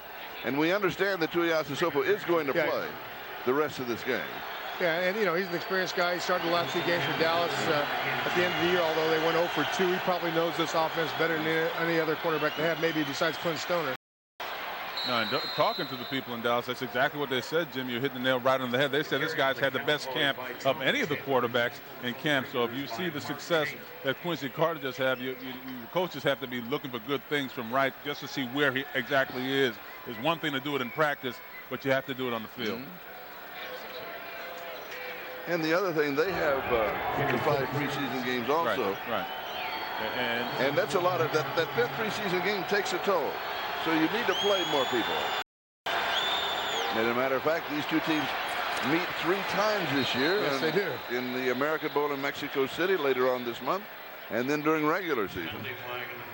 So 2 that don't count, and 1 that does. And the one in Mexico City is going to be very in Azteca Stadium. I did the World Cup final there in 1986. 140,000 people. They're the greatest fans in the world. And I heard you doing an interview earlier today when you've been down there. Great Oakland Raider fans.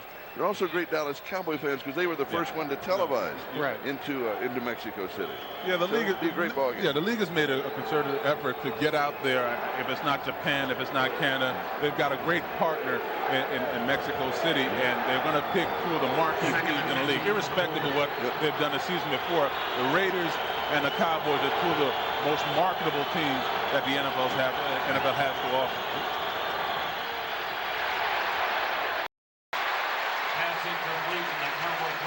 Anthony Wright, the number 10, Kevin Drake. Kevin Drake, the intended receiver. Good pressure by the Raider defensive line. Now we're talking about working technique, and that's what you want to see at this stage of the game. When you get up there and get your hands on a player, you have to make him miss. You see Mickle with a great pass over, getting in the backfield, and like the Raider creed, which is like the quarterback has to go down. He has to go down often. You see it in the 3rd, 4th quarter. Guys hit the canvas.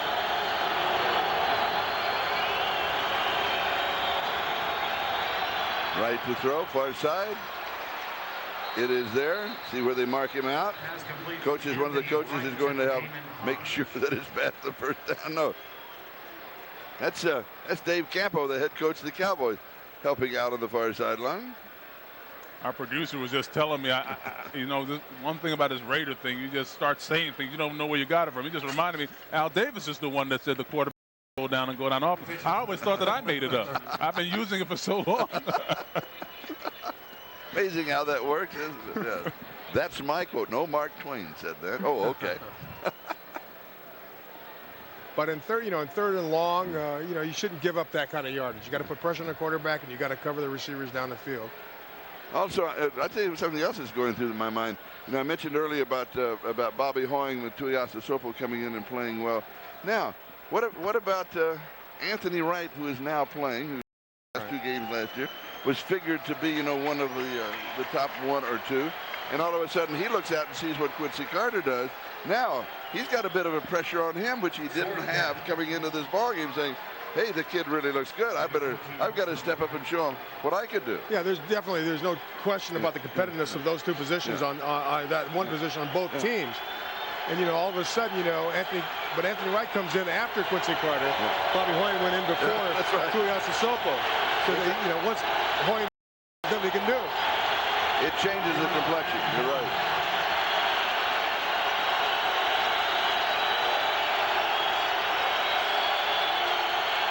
Fourth and inches.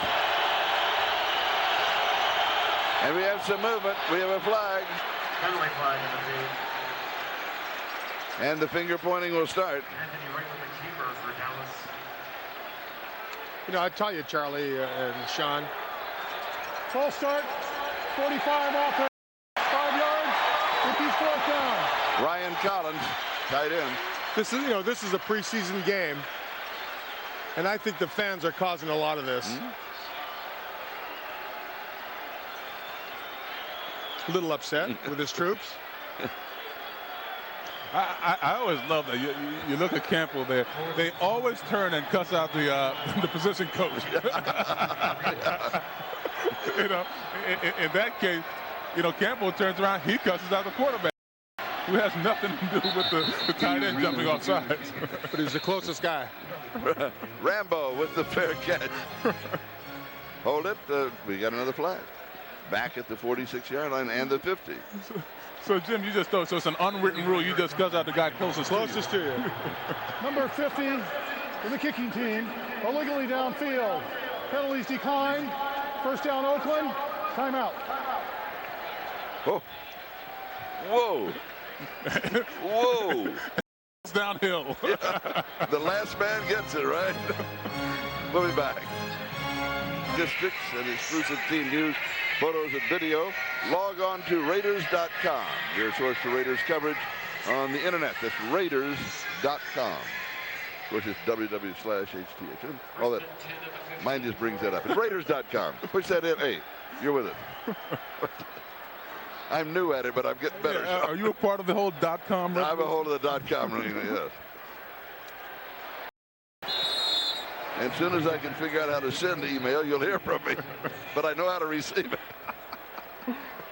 But another good throw by Tuiasosopo to Alex Van Dyke. Yep. And he took another hard hit.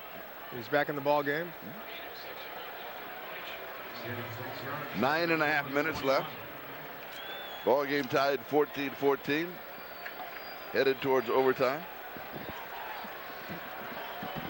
At the 21-yard line.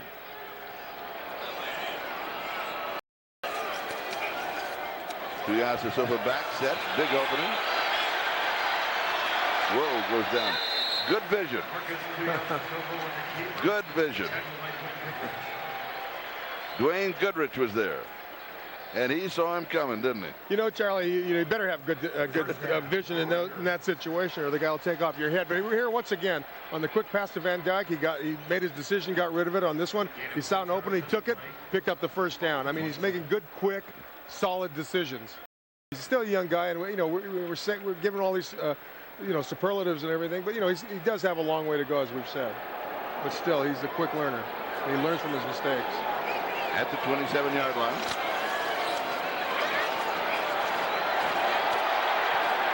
Derek Combs. Earl Riley making the tackle with the Dallas Cowboys. You know, just like Rambo, drafted in the 7th round from Ohio State.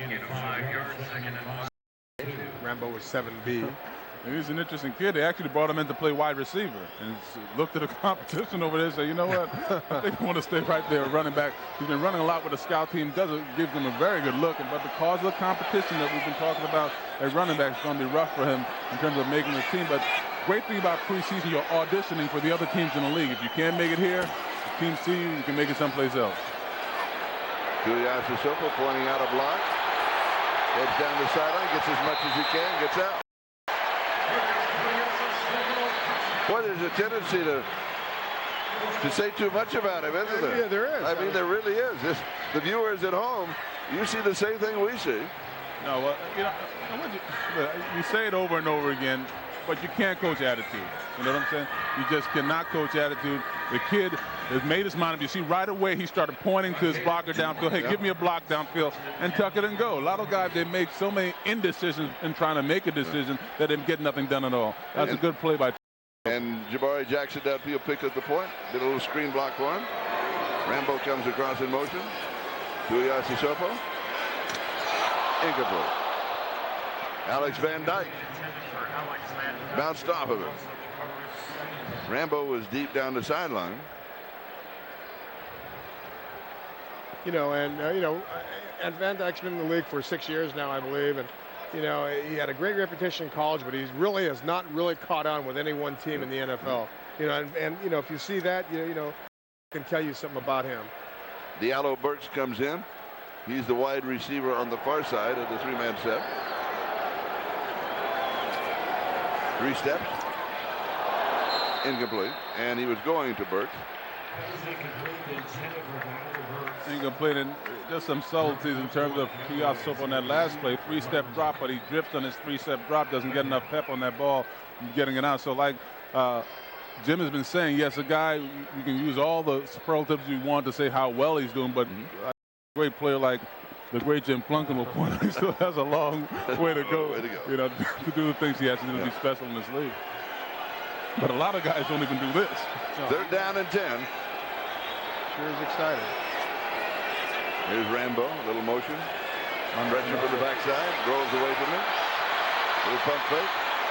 This time he kept his head down, didn't slide. He was trying to pick up the extra yard. Kareem Larimore with the stop. And the punting team will come aboard.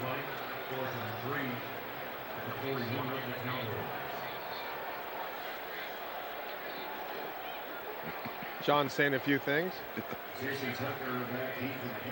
For all of you lip readers in the audience, he's creating new words as we go. NFL films would not be a very good idea to Mike Johnson. And string them together in a marvelous way. Jason Tucker is the return man. Fair catch. Has it at the 10-yard line. No flags. 6:15, time remaining in regulation. Tied at 14. It's 14, the Oakland Raiders 14. 6 minutes and 15 seconds. Time remaining in regulation. You know, one of the things that, you know, 5 preseasons might help the Raiders with is that they have 3 new guys in the booth this year. Ron Lynn, defensive backfield coach. Cressman, the senior assistant, is helping Gruden with coverages, and Aaron Cromer, offensive line. I'll get back to that a little bit. It's going to be motion.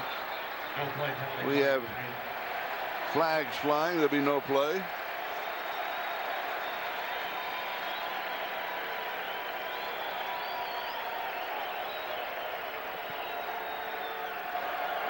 False start, 72 offense.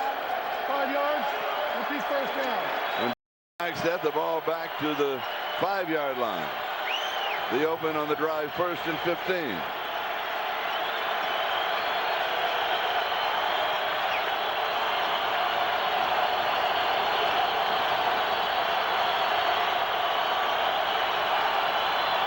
Right to throw from the end zone. That's a good play. Incomplete. That's a good play.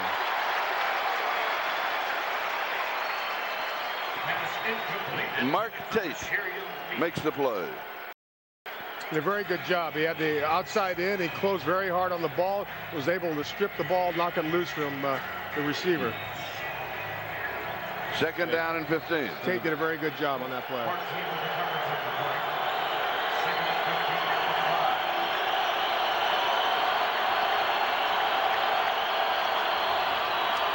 Second back through. Lose a couple of yards. Darren Mickle got Dennis Mann. And you like to see a young guy. Mickles actually had a pretty good game getting penetration in the backfield and early in the game. Now you're going to see the same play, beating his man upfield, making the penetration. Oh, almost got a face mask, but holds on for the rest of his guys to come in there and makes a great tackle for a loss. Jim alluded to it earlier. This crowd noise is really helping them out there because it seems like the Dallas Cowboys offense is misfiring just a little bit slower than the Raiders defensive line and coming off the ball.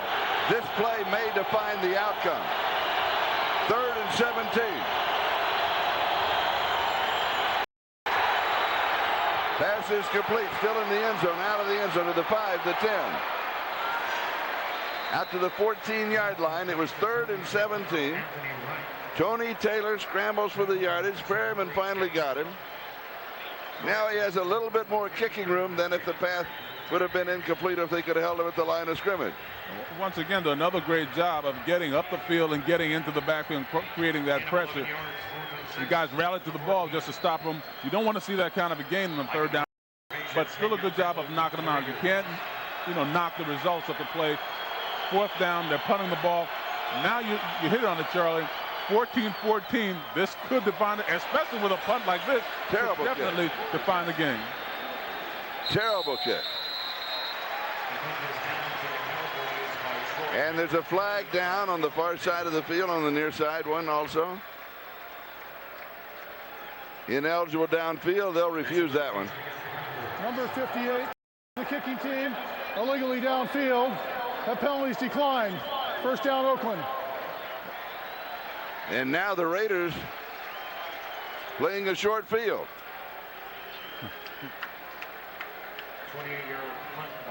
They'll mark it at the 42-yard line in Dallas territory. But Avanzano has been a great special teams coach for the Dallas Cowboys the past 12 years. He's done a very good job. They've had excellent special teams under Avanzano. Yeah, and Joe has one of those Gruden faces. He doesn't hide his emotions very well. But you see the bad field position and the bad punt gives the Raiders good field position. You have 5 preseason games. You have tied game late in the game. You start at the overtime watch, which you don't want. Right. As a player, you don't want that. And there's a comparison at this point of the 3 quarterbacks for the Raiders.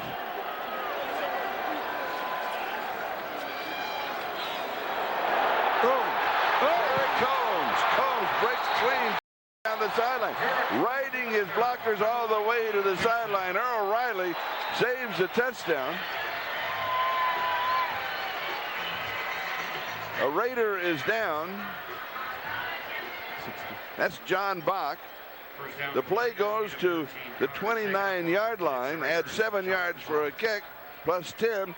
You're right on the edge of field goal range. Here it already. looks like Derek Holmes is stopped almost in the backfield. Good penetration by Dallas, but he gets lost behind some linemen and has the speed side. And one thing that Ohio State has done over the years is produce a lot of good running backs. Yes, they have.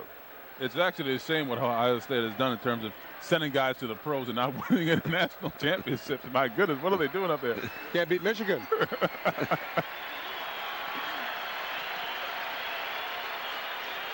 Bach is coming off, hurting a little bit right now.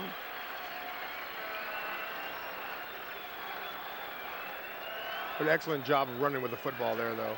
Almost trapped away. Good speed. Showed a lot of different things on that one play. And it shows a lot of the development of the John Gruden football team in terms of the depth that we've been talking about. And guys that really have, the ability to play in this league. I don't think you could have said that the first year that John Gruden got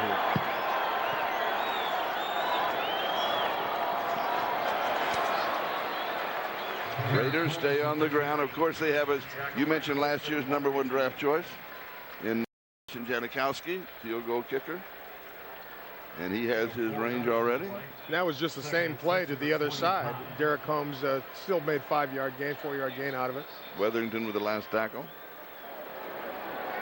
We're moving on the 4-minute mark. Time remaining in the ball game. Tied at 14. And you mentioned Janikowski when you're talking about the guys in camp and how much a difference a year makes. Janikowski is one of those guys that fits right into that mold. I mean, the guy is just confident. Looks deep, comes back underneath. Pass is complete to Van Dyke at the 21-yard line. That was on 2nd down. Jamal Brooks with the tackle. These are the first-round draft picks under Gruden. Woodson, Collins, Sinscombe, Janikowski, Gibson. Janikowski said he knocked off 20 pounds or so in the offseason just to be a better pro. Right. And you want to see your guys mature and just understand and respect the game a little bit more. And the field things that he had last year, very well chronicled, but you want to see that development in your guys to make sure that they're on your football team. You can't waste draft picks anymore in this league. 3rd down and 2. It also has to relax your offense here to know that you have him sitting and waiting for it. On target, 1st down, 10-yard line inside the 10 and out of bounds. Jabari Jackson. Goodrich makes the stop along with Dixon. And maybe Janikowski, they'll need him for the extra point. Well, somebody might want to tell Dixon or Goodrich right here that this is the NFL. You might want to lower your big boy pads if you're going to come in there like that, Hey, and Tuiasosopo was almost guiding that ball into Jabari's hands like you would a punt. Charlie? Yeah. He was leaning one way or the other. 8-yard line, 1st down, goal to go. 5-yard line. Is he in? Yes, touchdown. Howard with the touchdown. Well, Charlie, you might have been doing this for a few years because you said this series might define the game, and it looks like you might have been right on it.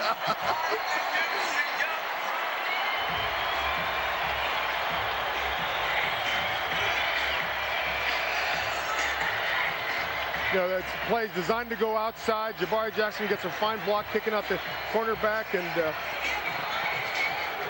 Howard takes it right up and bulls his way into the end zone for the score. But some of the subtle things that happened on that play, because you're watching what's going on with his offense, because the offense has done so many things well, you have to honor everything. Throwing the ball and running the ball. You have someone hands the ball off. Jabari Jackson does an excellent job of not hitting the first guy there, but hitting his man, the most dangerous man, getting the kick out, and they're able to take it in. Howard's able to take it in. And here's the see Jackson here, right here. He's going to line up, boom, knocks the guy out, and then Howard's able to take it in. And he stretches at the very end, and on the extra point, a bad. And Janikowski still with a bad snap makes the extra point, and the Raiders go up by a score of 21-14 with 2:52 left to go in the ball game. The Raiders scoring drive, 5 plays, 42 yards, 1 minute 47 seconds. 5 plays, 42 yards on the drive that puts the Raiders out in front. Now it's up to the special teams and the defense. That's absolutely And it has right. kind of a game-like feel with the quarterbacks that we talked about. This is exciting even. The fans are into a preseason game It's like football. it hasn't happened around here for a long time. The Raiders are playing exciting football right now, getting everybody pumped up about the upcoming season. And you're getting it done in terms of what you came in here to get done. And you're getting to see a lot of your young guys, see how they excel, how do they do when the lights come on. Sometimes some of these young guys, no matter where they've played, when lights come on, they freeze up a little bit. I think the young guys here, it may not have been perfect so far this evening, but they're playing hard, and you'll see some out of them. Yeah, no lack of effort, that's for sure. John Avery and Michael Wiley are the deep backs. Avery on the far side, Wiley on the near side. And Janikowski will kick off.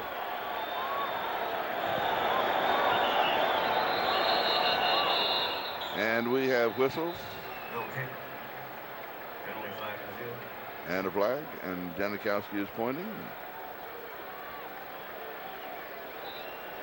We're going to do it over again.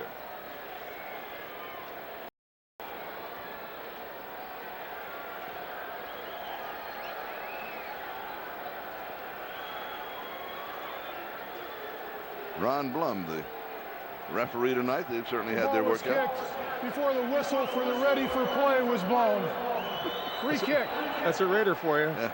And that's a no-no. You can't do that. Any little edge.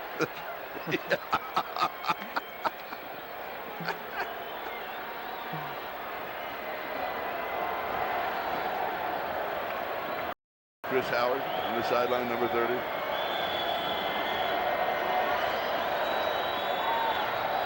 Janikowski now to kick it away. He waits for the whistle. Avery will field it at the 1-yard line. Out to the 20. He wrestled down around the 22-yard line. Roderick McGrew makes the play. And let's go back now to the touchdown by Chris Howard. If it's only a preseason game, somebody's got to tell Chris Howard, because these kids are really excited about it. You know, that's Frank Middleton. You know, he's been around the league for a while. You know, and he was excited, so he's happy to be here in the Raider uniform. 2:43 time remaining. Raiders up by 7.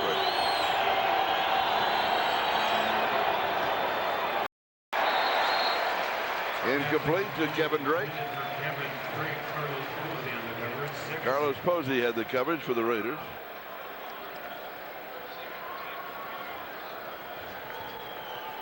Posey's going to do a pretty good job in terms of sorting the route out. Let's see how he closes very well on the ball. Gets his arm in there to poke the ball out, a la old man Willie. Willie Brown takes a lot of pride in making sure that the guys that he has anything to do with his coaching show up. Fridays, Saturdays, whenever they're playing a football game, he wants them to have good techniques. Play action fake, pass is complete. Yeah, Nimi on the receiving end. He has scored a touchdown for the Cowboys in the ball game. So, you know, this game is by no means over. You know, Dallas, their first charge, team timeout. These 32nd timeout. You know, these Cowboys have a lot of fight in them. And so I know that in his heart he believes it, but it's just going to be a very hard road for this team. The Cowboys playing in the NFC East. First down. Right to throw. Goes deep down the right sideline, and it is incomplete. Kevin Drake, the intended receiver. Posey again with the coverage. We got a flag.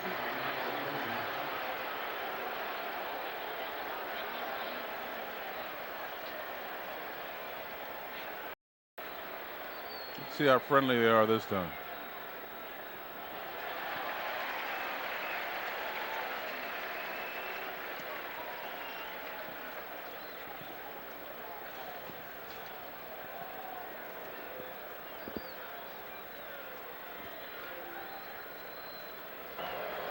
Illegal touching of a forward pass. Number 10, Dallas, out of bounds. He came back inbounds and was the first to touch the football. 5 yards, repeat first down. You're going to see the DB gets a good job of Posey does a good job of knocking him out of bounds. And the rule is that he cannot be the first player to touch the ball when he comes back in bounds. That's a great call. Now, this illegal touching thing is going to get real crazy this year because they've changed the rules where you can, a lineman can bat the ball, but they can't touch it. They can carry it, but if they fumble, it goes back. I mean, they've just really complicated something that should be really simple.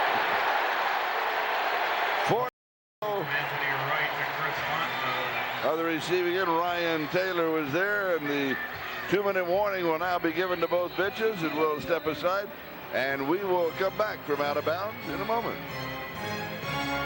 Back, I just want to add on to what Sean was saying about when an offensive player is out of bounds, cannot have first touching in case somebody doesn't understand. If the defender goes up and hits the ball, it's in the air, then he can go and make the play. That's the reason they rule it that way. Yeah, not to be confused with the live ball rule. If an offensive lineman first touches the ball, he now is live. If he fumbles the ball, they can recover it. It doesn't go back to the original spot. In other words, the NFL Brain Trust has done everything they could to confuse us. That's right, but they're making the referees more fan-friendly. Right to throw. Oh, yeah, he's sacked. Whoa. Junior Ioane.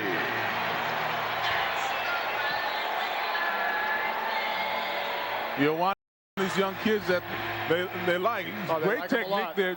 Just a club rip coming up right up the middle. If you don't help your guy to the inside, this is what's going to happen. What you'd like to do as a defensive lineman is create that kind of havoc where you draw the double team, and guess what? It leaves it open for us defensive ends to run around the corner, make a lot of plays. But that's a great play by Ioane, going right up the gut. We've got a penalty flag.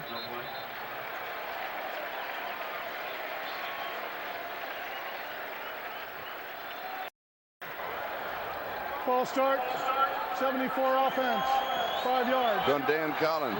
And Sean, I think you're right. You and Jim have talked about the fact this crowd has had an impact on the ball game. Well, there's no question about it. They're really into this first preseason game. Following the penalty. Jerry Jones, the owner of the Cowboys, he's lost 55 pounds intentionally, working out in the way that he's eating and everything. The Cowboys had nothing to do with it. No. He did something that I wanted to do.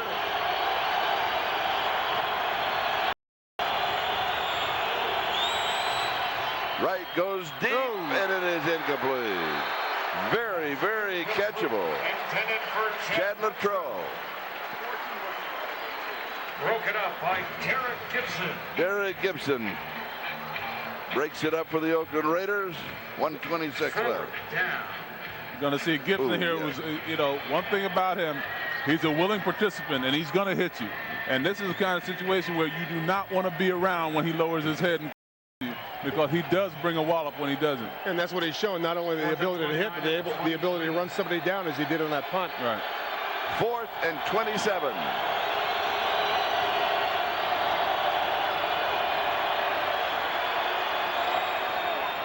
Goes deep and is going to overthrow everybody. Pass incomplete. You see good coverage there by the two safeties. Gibson once again in the mix. And normally when you make the playoff, there's not a lot of room for, guys to step in and play. But the safety position is one of those places where Gibson could really push the two starters, not maybe to start, but to get a lot of playing time. Yanimi, the intended receiver on that last play. Cowboys have their 4 downs. The Raiders take over on downs, needing now only to run 1:18 off of the clock to have the first preseason victory of the year. 1st and 10 to the 22 for the Raiders. While we're looking down at the last 1:18, they're going to run the clock out. Let's see if they go to the knee or if they go into, no, they'll just do it on the.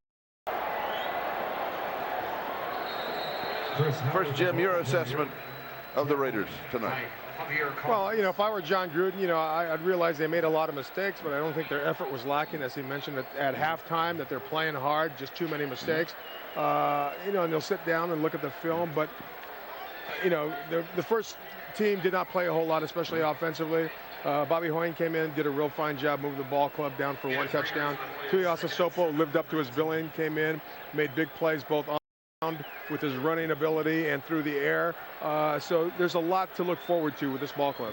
Sure. And defensively, they played without Grady Jackson. The first unit's not going to be hitting on the all cylinders yet. I like the way the young guys stepped in, like your words that Plunkett used, stepping up, living up to their billing, showing the things they need to show to take the next step. It's all about taking steps. They've got 4 more steps in the offseason to prove that they're worth being in this league. So we take the last countdown of 14 more seconds to go. The score, it's 21-14. The Oakland Raiders defeating the Dallas Cowboys. Don't forget the Raiders return to action next week as they travel to Tempe and face the Arizona Cardinals. That is on August the 11th at 8 p.m. Pacific. So with that in mind, we're going to step aside. We'll be back in just a moment.